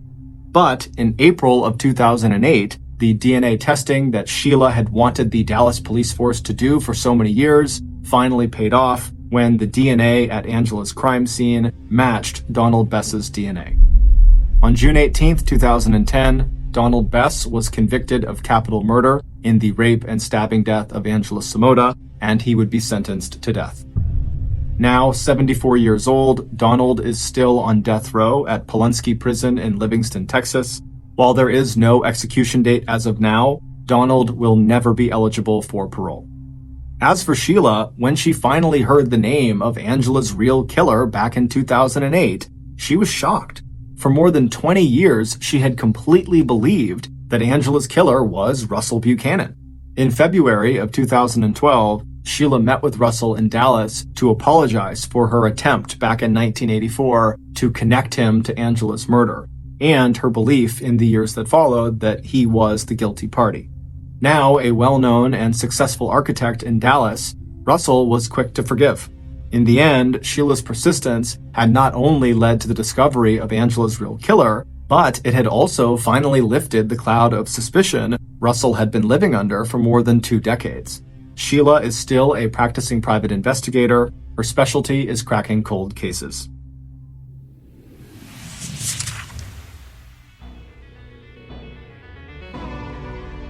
Thank you for listening to the MrBallen podcast. If you enjoyed today's story and you're looking for similar content, be sure to check out all of our studio's podcasts. We have this podcast, the MrBallen podcast, and we have MrBallen's Medical Mysteries, we have Bedtime Stories, and we have Runfool.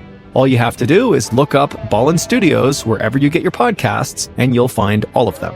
Also, to watch hundreds more stories just like the one you heard today, you can head to our YouTube channel, which is just called MrBallen, and there are many, many episodes on there that have never been on any of the podcasts. So that's going to do it. I really appreciate your support. Until next time, see ya.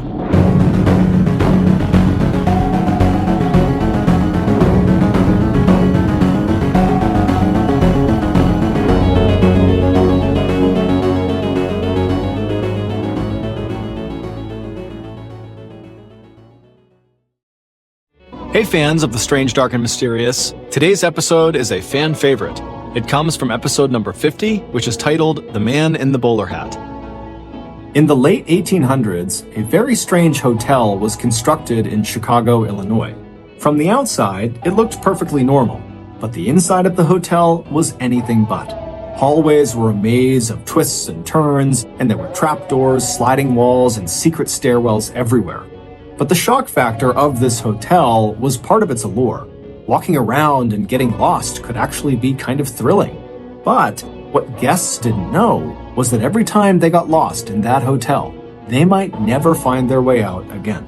But before we get into today's story, if you're a fan of the strange, dark, and mysterious delivered in story format, then you've come to the right podcast because that's all we do, and we upload twice a week, once on Monday and once on Thursday.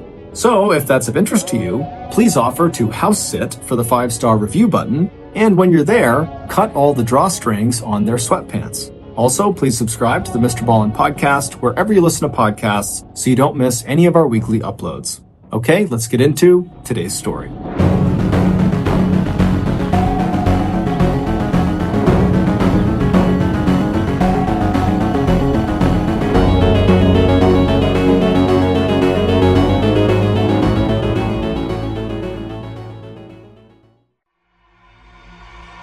It was the summer of 1888, and the residents of Englewood, Chicago had something new and exciting to talk about. The young, prosperous, and handsome owner of the neighborhood's local pharmacy, who had only arrived in Illinois 3 years earlier, had just bought the big empty lot on the corner of 63rd and Wallace Street.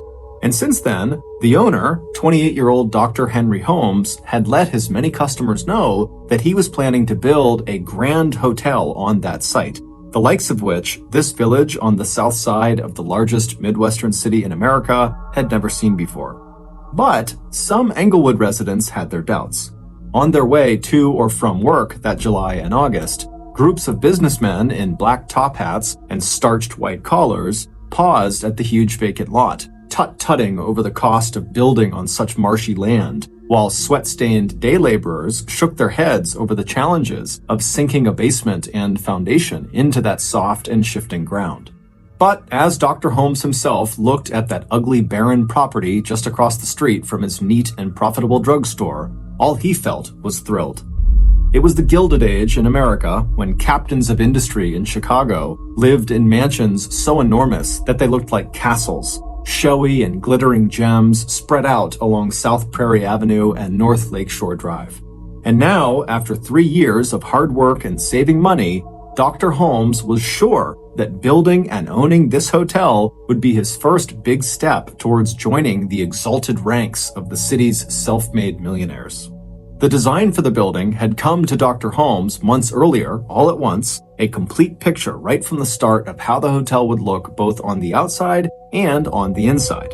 It would be 3 stories high. The first floor would house retail shops. He would sell his current drugstore and open a new one inside of his hotel on the first floor, along with a jewelry store, a restaurant, a barbershop, and a business that would sell the huge glass window panes that were in such high demand for the skyscrapers that were going up all over the heart of Chicago.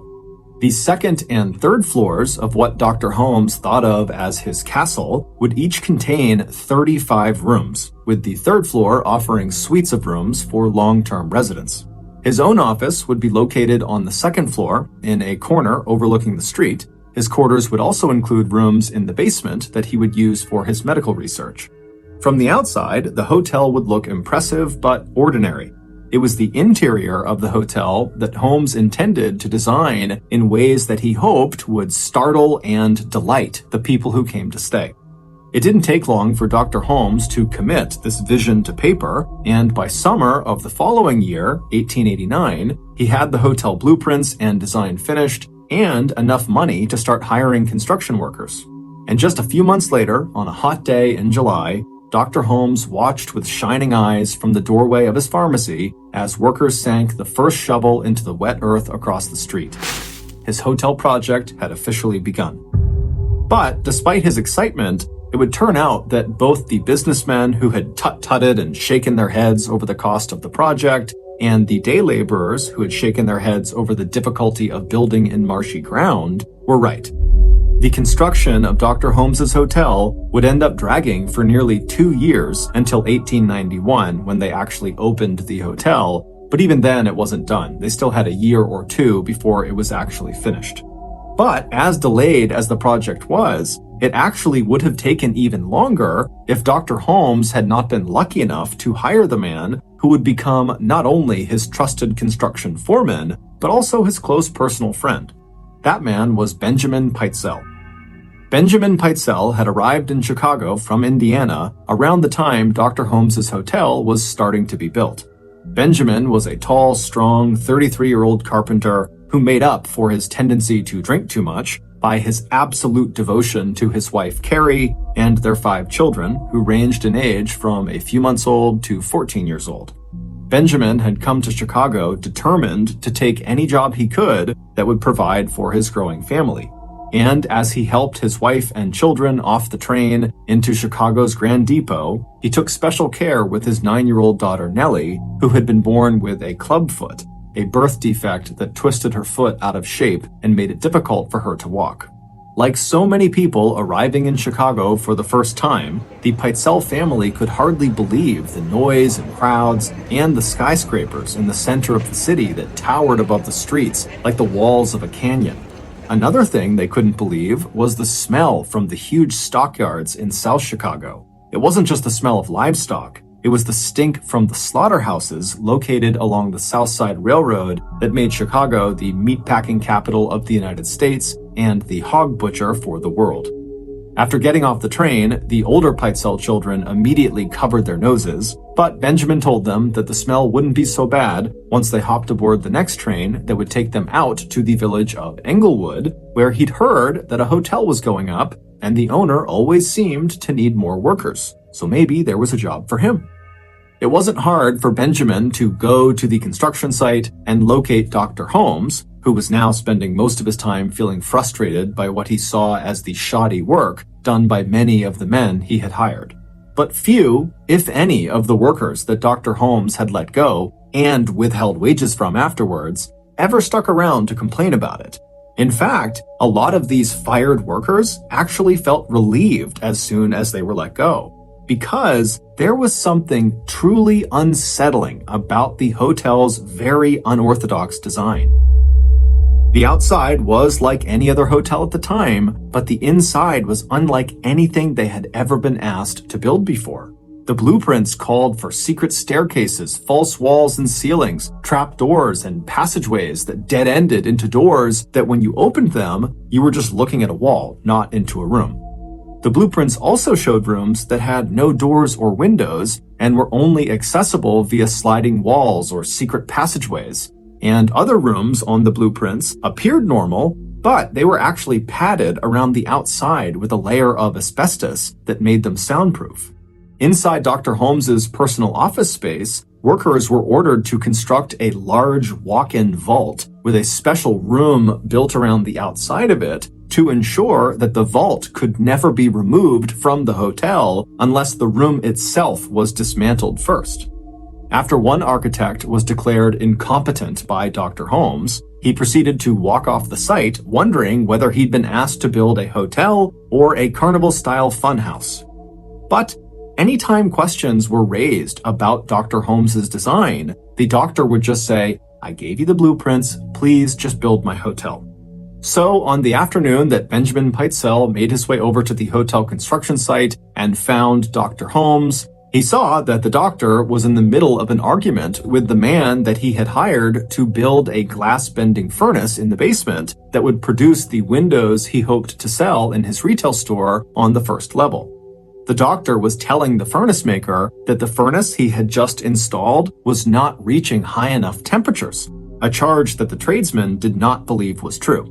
After the furnace maker angrily stalked away, Dr. Holmes turned to Benjamin, who had put on his best suit and brushed off his worn top hat in preparation for what he hoped would turn into a job interview, and Dr. Holmes immediately noted the effort that Benjamin had clearly made in his appearance, and he instantly took a liking to the tall carpenter with the well-defined chin.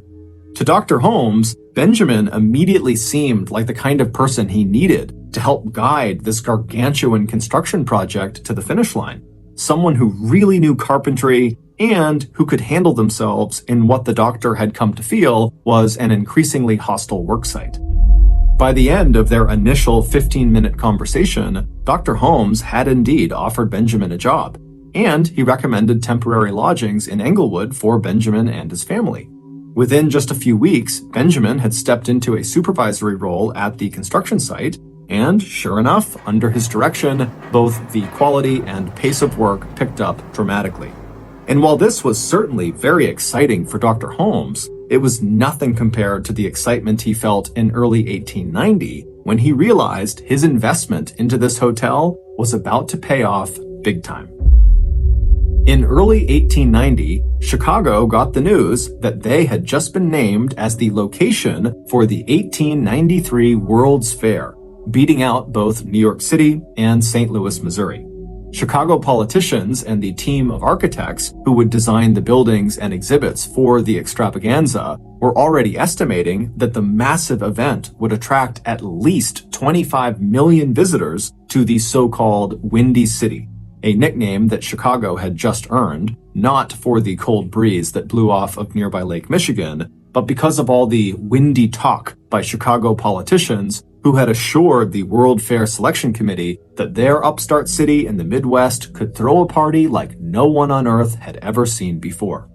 So even as Dr. Holmes tallied up the ever-rising costs of building this hotel, he knew as soon as that fair came to town, he was virtually guaranteed to become a very rich man, because by that time, his hotel would be complete and all those fair attendees would come pouring through his doors looking to rent rooms. In late 1890, about 10 months or so after the announcement of the location of the World's Fair, Ned and Julia Connor were hired by Dr. Holmes to work on the first floor of his nearly completed hotel. Ned was hired to manage the newly opened little jewelry store, and Ned's wife, Julia, had been hired to keep the books in the new drugstore. And if that wasn't good news enough for the couple, the doctor had also offered them, along with their 8-year-old daughter Pearl, free room and board on the second floor of the hotel until the parents earned enough money to buy or rent a place of their own. While Ned was a fairly average man who admired the ambitions of other men more than pursuing any big dreams himself, his wife, Julia, was a 6-foot-tall beauty who was often annoyed by her husband's timidity. Back in Iowa, their lives had been quiet and predictable. Here in Chicago, Julia loved the flow of people into and out of the stores, and she also began to enjoy the attention of the men who were struck by her good looks and small-town naivete. One man in particular, a regular at the hotel who always wore a black bowler hat, and who had rooms on the second floor, began spending quite a lot of time in the drugstore, listening very attentively to anything Julia said, and standing very close to her when they talked. Ned was totally oblivious, but his customers were not. They could tell that there was obviously something going on between Ned's wife, Julia, and the man in the bowler hat. A visit from Ned's sister, Gertrude, warmed the increasingly chilly atmosphere that had settled over the room where Ned and Pearl and Julia lived. But not long into what was supposed to be an extended stay, Gertrude suddenly cut her visit short.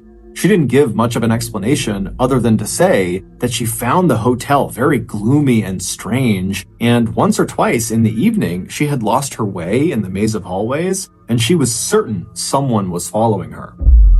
With Gertrude gone, tensions in the Connor marriage came to a boiling point. Ned didn't know what was wrong with his wife, but it was clear she wanted nothing more to do with him. In the summer of 1891, when he finally threatened to leave her if things did not improve, her answer was immediate and final. Our separation can't happen soon enough. A few months after that, in November of 1891, Julia told the man in the bowler hat, who had gone from just paying close attention to her to sharing her bed, that she was pregnant.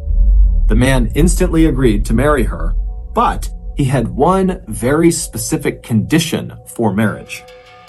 Julia agreed to his terms, and after that, they set a date of Christmas Eve to actually perform this very specific thing that the man in the bowler hat required in order to marry her. On Christmas Eve, December 24th, Julia tucked her 8-year-old daughter Pearl into bed. Pearl had missed her father terribly of late, but she was very excited about the presents that might be waiting for her tomorrow under the tree. After Pearl had fallen asleep, Julia left the room and quietly made her way down the dim hotel hallway to a suite of rooms where some of her friends lived. It was Mr. and Mrs. Crow, who were long-term hotel guests. The couple would be leaving the next morning to spend Christmas with their relatives, but Mrs. Crow had invited Julia to decorate a tree in the Crow's apartment for Pearl to enjoy the next day. While they hung ornaments, Julia chatted excitedly about Christmas and about her plans to go to Davenport, Iowa soon with Pearl for the wedding of Julia's older sister. The next morning, Mrs. Crow and her husband got up early and waited by the door patiently for Julia and Pearl to arrive at their apartment. Their plan was to let them in and chat with them for a few minutes and wish them a Merry Christmas before they left for their own Christmas celebration. But Julia and Pearl never arrived, and when Mrs. Crow went down the hallway to knock on Julia's door, there was no answer. Around the same time, while Dr. Holmes was on Christmas vacation himself, he started to receive a number of letters from parents and relatives of women who had vanished. In all of these letters, these heartbroken parents, sisters, and brothers would say that their missing loved one had mentioned being in Englewood, Chicago before they went missing, and so could Dr. Holmes check to see if maybe they were at his hotel or if they had been there recently. Dr. Holmes was alarmed and kind of overwhelmed by these letters, and so he decided to just put them in his desk until he got back to work after the holiday. And when the holiday was over and he did go back to work at the hotel, before he could even begin to dive into these letters, Mrs. Crow approached him and asked him if he knew where his employee, Julia Connor, and her daughter Pearl were, as they still had not been seen or heard from since Christmas Eve. When Dr. Holmes asked his janitor to check on Julia's room, the room looked as though Julia and Pearl had simply gotten up and walked out the door, intending to return at any moment, but obviously they hadn't.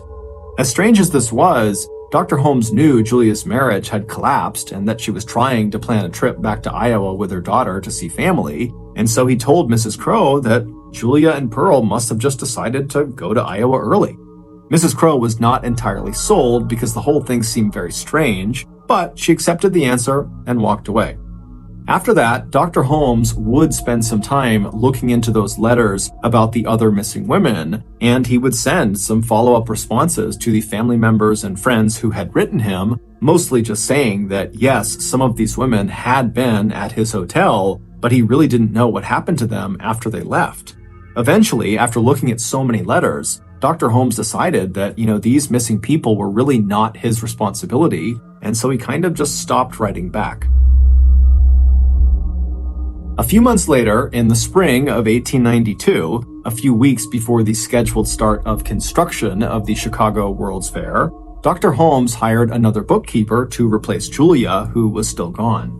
The replacement bookkeeper was a 24-year-old friendly young woman named Emmeline Segrand. She was from Indiana, and she had the lightest color blonde hair Dr. Holmes had ever seen. She was excited at the prospect of working right next to the World's Fair, and she'd brought her life savings with her, $800, which today would be worth more than $26,000. Emmeline rented rooms in a boarding house near the hotel, and it wasn't long after starting her job at the hotel before Emmeline, too, had bumped into the handsome fellow who had earlier won the heart of Julia Connor, the man in the bowler hat. Soon, Emmeline and this man were spending as much time together as they could. Emmeline's handsome suitor taught her how to ride one of the newly designed bicycles that were all the rage, and when Emmeline wasn't working at the hotel, she and the man in the bowler hat, who had quickly become her lover, took long rides along the pathways just outside of Jackson Park, where the fair was slowly being set up. Like hundreds of other residents of neighborhoods near Jackson Park, Emmeline and the man in the bowler hat watched arm in arm as the so-called White City of the Chicago's World Fair began to take shape in front of them. The White City was this huge stretch of land at the center of Jackson Park, where big white stucco buildings were being built to house the fair's thousands of shows and exhibits.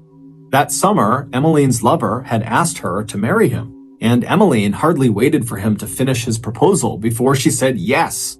But by the fall of that year, something had changed inside of Emmeline. She began talking to one of her good friends, her name was Mrs. Lawrence, about her desire to take a trip back to her family in Indiana, and hinting that it likely would be a long visit, that she really needed a break from Englewood.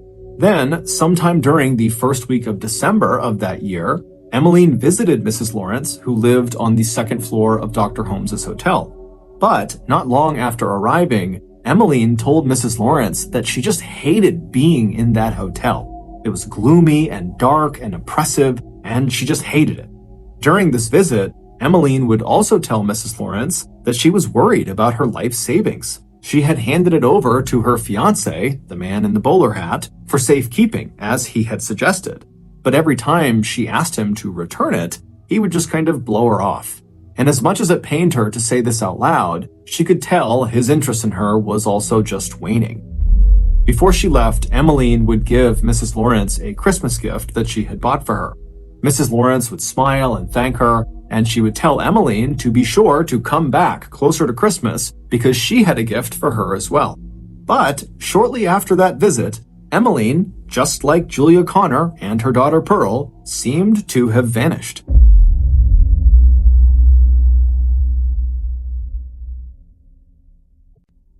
When Mrs. Lawrence noticed Emmeline's absence, she went to Dr. Holmes's office to see if he knew where she went. And Dr. Holmes, with a slight look of frustration on his face, said that Emmeline had come to him and said she was leaving to get married and go on a honeymoon to Europe, and so he didn't know if she was coming back or not. Which meant, once again, Dr. Holmes was without a bookkeeper and would need to hire yet another one.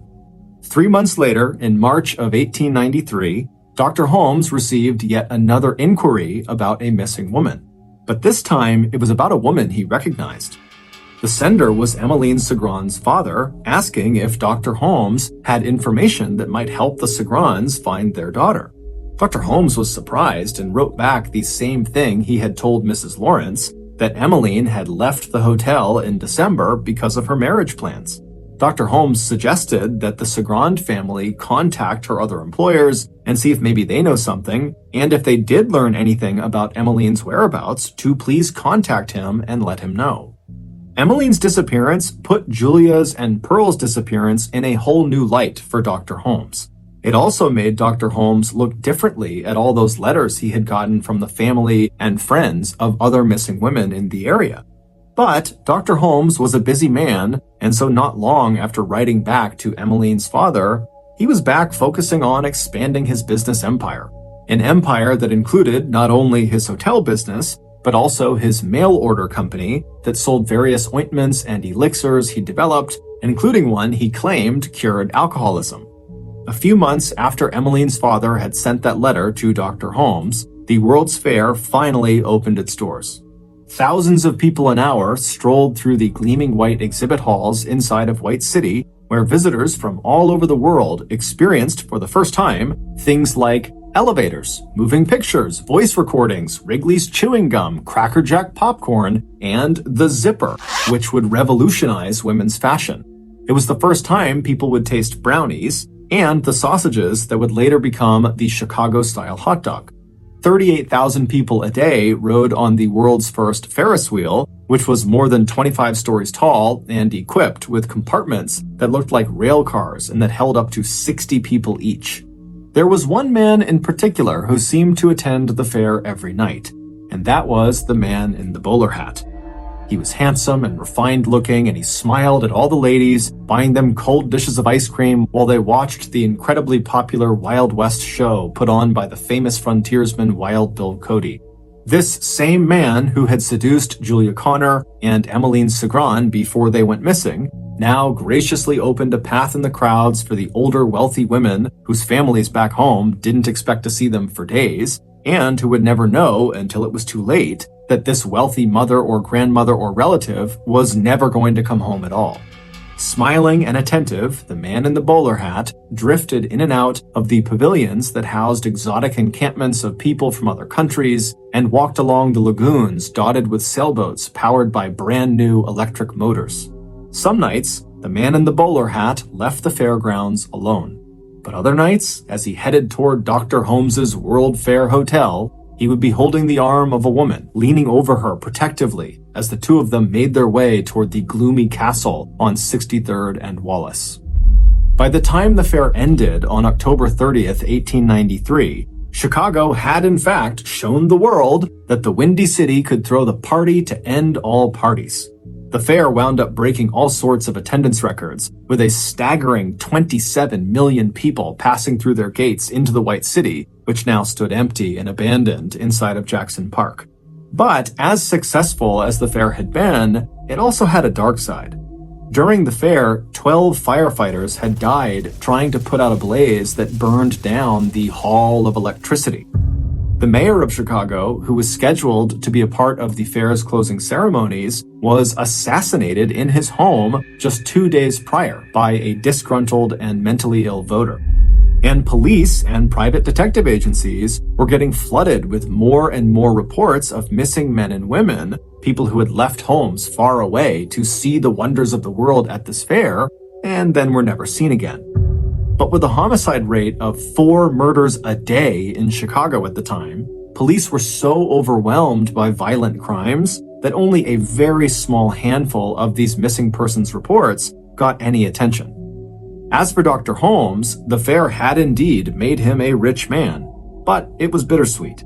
Julia and her daughter Pearl were still missing, as was Emmeline, and many of the other missing people in the city had stayed at his hotel before they vanished.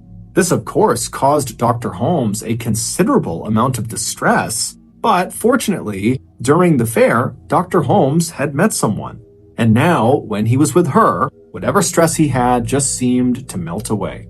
Her name was Georgiana Yoke. She was 23, small, blonde, and had large blue eyes and a sharp mind. Together, they had wandered the fairgrounds, riding the Ferris wheel and quickly falling in love. By the time the fair ended, they had gotten married. And then, not long after that, with his wife's encouragement, Dr. Holmes decided that as much as he wanted to help all of these families and people who kept writing to him about their missing loved ones, he simply couldn't. He didn't have any answers to give them. And so from then on, he simply began tucking the new letters he would receive every week into his desk drawer, and then he just did his best to keep going forward in his own life, assuming that the police would handle all of these missing people. But as Dr. Holmes would eventually learn, no matter what he did or where he went, he would forever be tied to those missing people, because before those people vanished, they encountered the monster that roamed the halls of his hotel, the man in the bowler hat.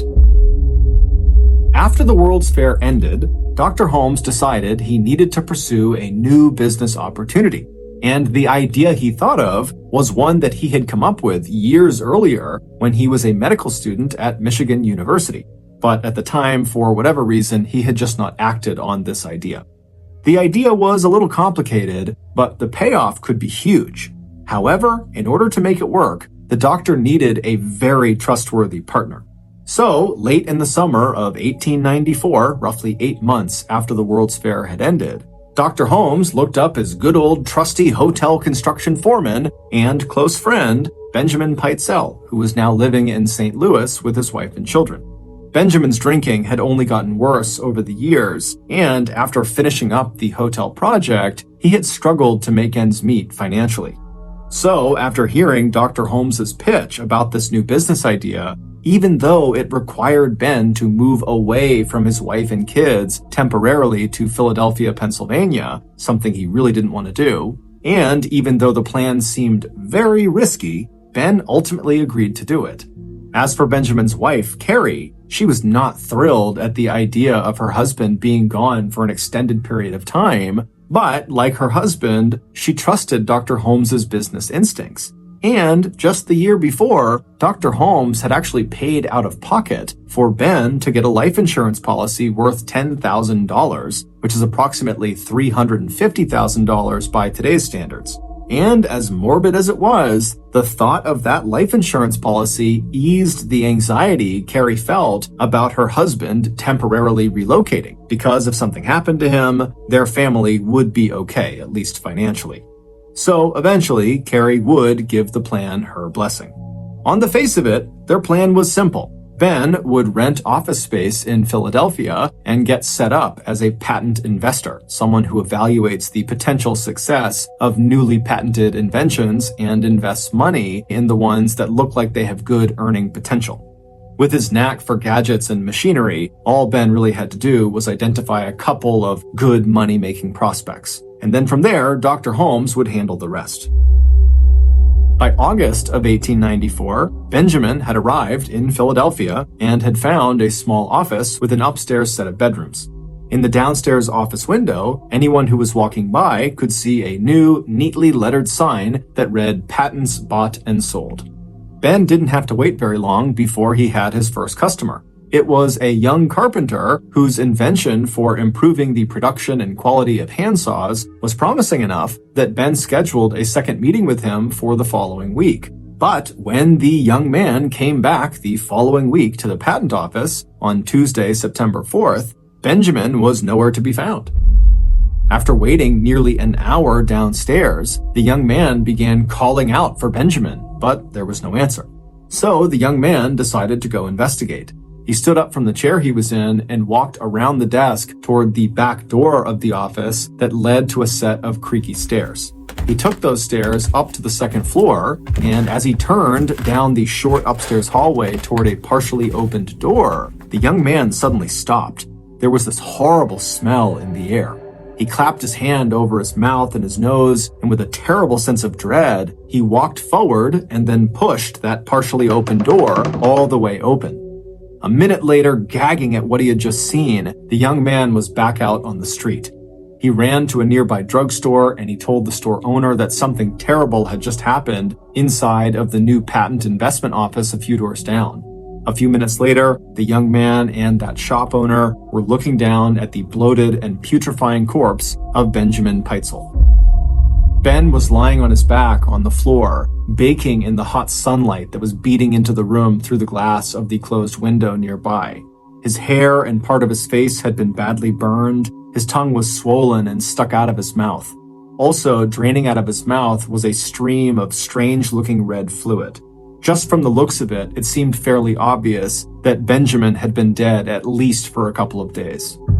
On the floor near Benjamin's body, there was a broken smoking pipe, a match, and a broken glass jar that had contained benzene, a highly flammable liquid that Ben had apparently been mixing with other acids to make a washing powder. An initial investigation by the police determined that Ben had died an accidental death. He must have just been standing too close to the jar of benzene when he struck a match to light his pipe, and then the liquid must have exploded and killed him, burning his face and hair in the process. But based on an examination of Benjamin's body later that afternoon, a very different picture started to emerge about what really happened to Benjamin. And it would turn out what happened to Benjamin had everything to do with the monster inside of Dr. Holmes's hotel, the man in the bowler hat. Based on a series of discoveries that were made following Benjamin's death, this is a reconstruction of what really happened to him and who this monster really was. 2 days before the young man discovered Benjamin's dead body, Benjamin was sitting at the big wooden table in one of the rooms above his patent office. He just received a letter from his wife, Carrie, that said she and their 2-year-old son, Wharton, were sick. Worried, Ben poured himself another glass of whiskey and fiddled absently with his pipe and tobacco pouch. Maybe he should abandon the plan and just go home to St. Louis, at least until Carrie and the children were all healthy again. But just when the whiskey had really started to warm his insides, Ben suddenly heard footsteps on the creaky stairway that led up to the room where he was now sitting. He felt a flash of concern. He wasn't expecting any visitors that day, and whoever had come inside had not rung the bell at the front desk. Getting up from the table, Ben walked unsteadily to the door and peered down the hallway. But who he saw standing there immediately put him at ease. It was the man in the bowler hat. A man Benjamin knew well and had seen many times at Dr. Holmes's hotel in Chicago. But what on earth was the man doing here now? The man in the bowler hat casually slipped right past Ben and settled himself at the wooden table. Without a word, he pulled a brand new pint of whiskey out of a coat pocket and put that down on the table as well. An hour later, just before Ben's eyes closed and his chin dipped to his chest, the man in the bowler hat realized with satisfaction that Ben was very, very drunk. Once he was sure Ben was asleep, the man in the bowler hat pulled a small bottle of chloroform from another coat pocket, along with a big square of clean white cloth. The man tipped the contents of the bottle onto the cloth. Then, standing up and walking over to Ben, the man in the bowler hat pressed the cloth over Ben's mouth and nose. In low doses, chloroform can dull the sensation of pain. In high doses, when inhaled or swallowed, it can be deadly. The man in the bowler hat repeated the sequence several times, gradually upping the amount of chloroform he was administering to his victim. The man did not rush. He enjoyed feeling the slight jerk every time he pressed the cloth against Ben's face.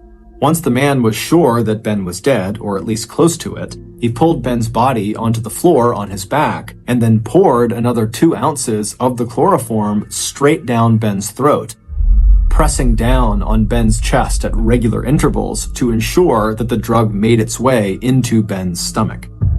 Once he was satisfied that Ben was dead, the man in the bowler hat carefully arranged the scene so it would look like an accident, and just before he left, he set fire to Ben's hair and coaxed the flame down along the skin of Ben's face.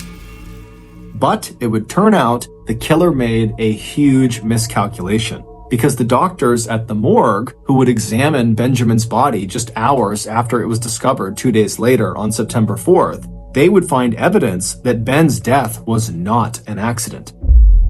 That red fluid they saw draining out of the side of Ben's mouth was apparently a telltale sign that large amounts of chloroform had been forced into his stomach.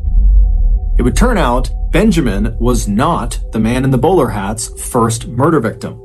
Many of the missing people back in Chicago, including Julia Connor, her daughter Pearl, and Emmeline Segrand, whose heartbroken families and friends had written letters to Dr. Holmes asking for his help, had been lured into Dr. Holmes's hotel by this man in the bowler hat where he would kill them.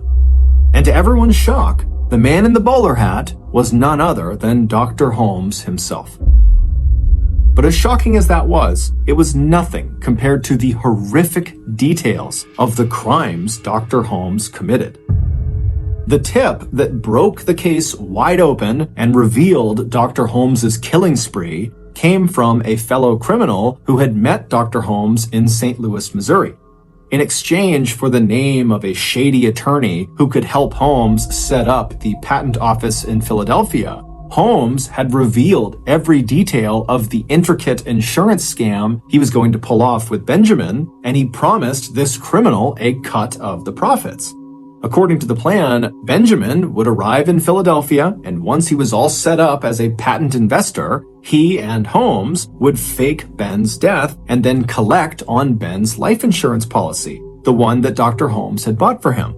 And the way they had planned to fake his death was relatively simple.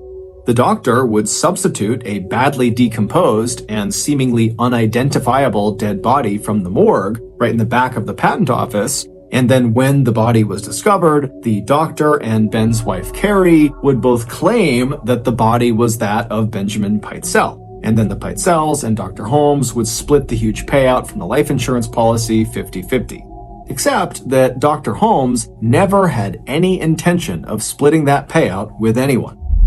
Instead, immediately after Dr. Holmes had actually killed his close friend Ben, Dr. Holmes had returned to St. Louis and told Ben's wife Carrie that her husband was alive and well, the plan was going exactly as it should, but Ben would need to stay out of town for a while since people couldn't know he was actually alive. However, Dr. Holmes told Carrie that he knew where Benjamin was and that Benjamin really wanted to see his kids. And so Carrie agreed to let her 13-year-old Alice, 11-year-old Nellie, and 8-year-old Howard go with Dr. Holmes to go see their father for a little while. And Carrie said she would join them all as soon as she and her other kids were well again. In reality, what Dr. Holmes had done was kidnap the 3 Pitezel children. He took them away from their mother so he could hold them hostage while he forced her to give him more and more of her share of the insurance money. On November 17th, 10 weeks after Benjamin's death, detectives from the famous Pinkerton Private Security and Detective Agency, who had been hired by Philadelphia Fidelity Insurance Company, finally tracked Dr. Holmes down in Boston, Massachusetts. They immediately arrested him, and even though they totally suspected he had killed Benjamin, they didn't have proof, so they could only charge him with fraud, and then they sent him to Philadelphia to stand trial. But it wasn't the fraud charges that would grip the world's attention. It was the fact that 3 of the Pitezel children were still missing, and the last time anyone had seen them, they were with the man suspected of killing their father.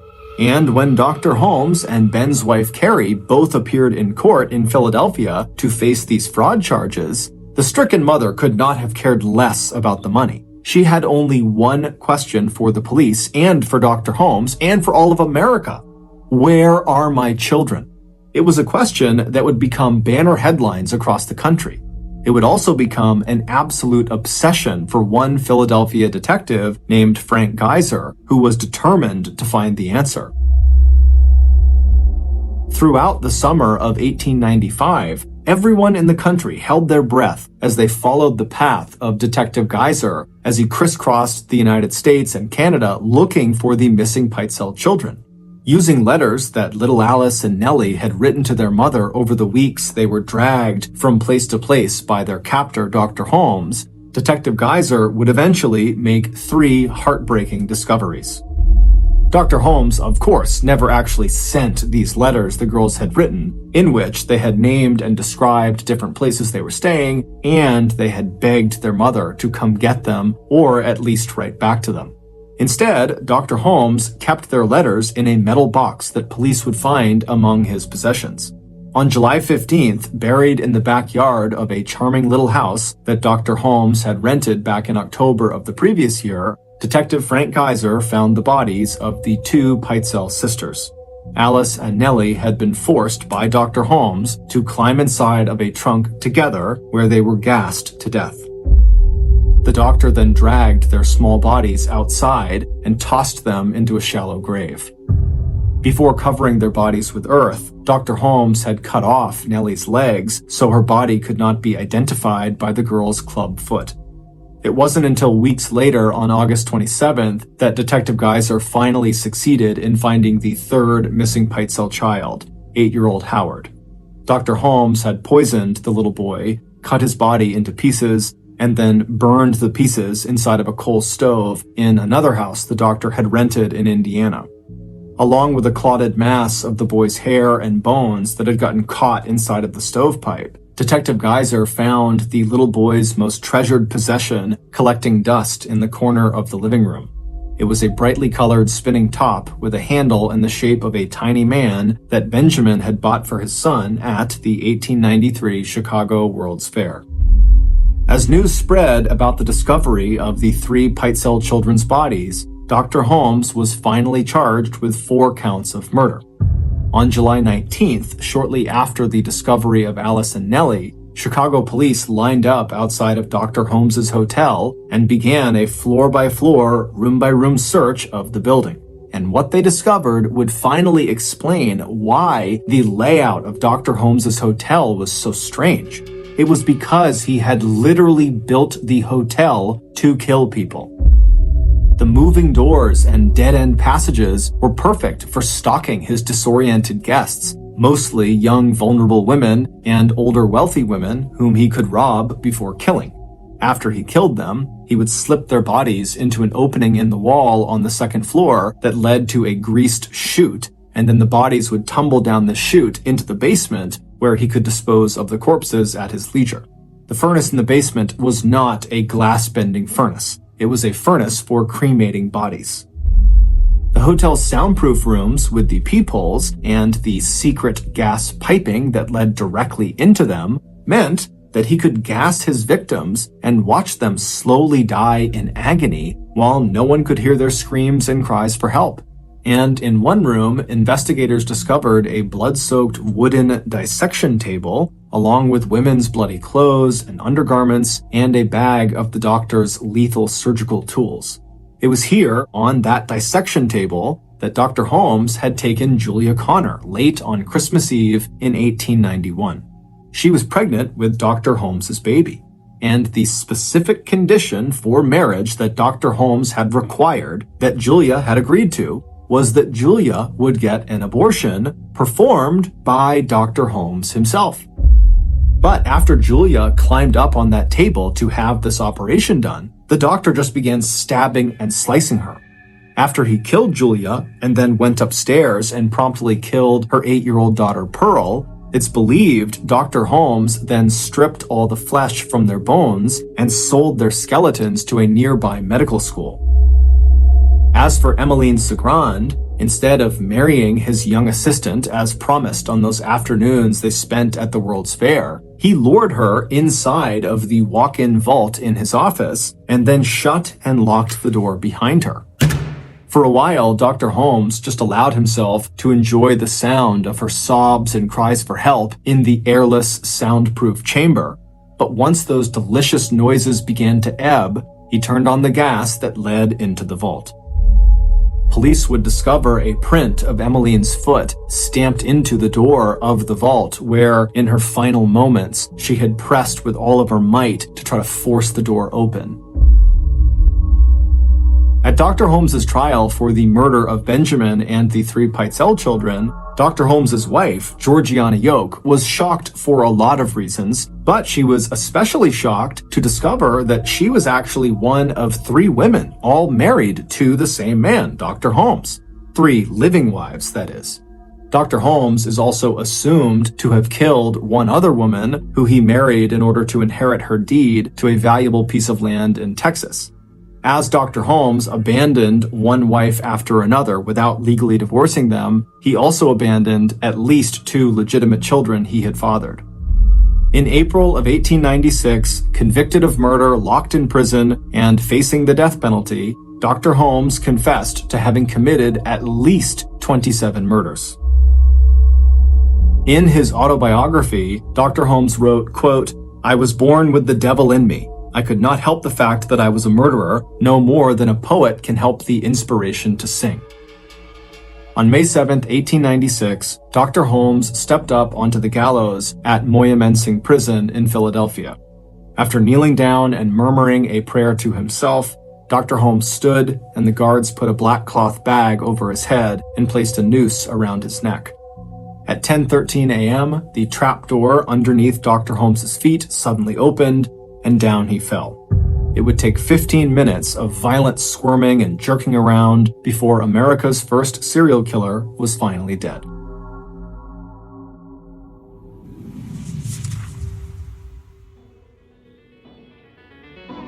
Thank you for listening to the MrBallen podcast. If you got something out of this episode and you haven't done this already, please offer to house sit for the 5-star review button, and when you're there, cut all the drawstrings on their sweatpants. This podcast airs every Monday and Thursday morning, but in the meantime, you can always watch one of the hundreds of stories we have posted on our YouTube channel, which is just called MrBallen. We now have a registered 501c3 charitable organization called the MrBallen Foundation that makes it as easy as possible for you to join me, my family, and my team in supporting those whose lives have been most impacted by violent and heinous crimes. Monthly donors to the MrBallen Foundation Honor Them Society will receive free gifts and exclusive invites to special live events. But the real reward is helping to create a new ending to the story for victims of violent crime. Go to MrBallen.Foundation and click Get Involved to join the Honor Them Society today. If you want to get in touch with me, please follow me on any major social media platform and then send me a direct message. My username is just @MrBallen, and I really do read the majority of my DMs. Lastly, we have some really cool merchandise, so head on over to shopmrballen.com to have a look. So that's going to do it. I really appreciate your support. Until next time, see ya.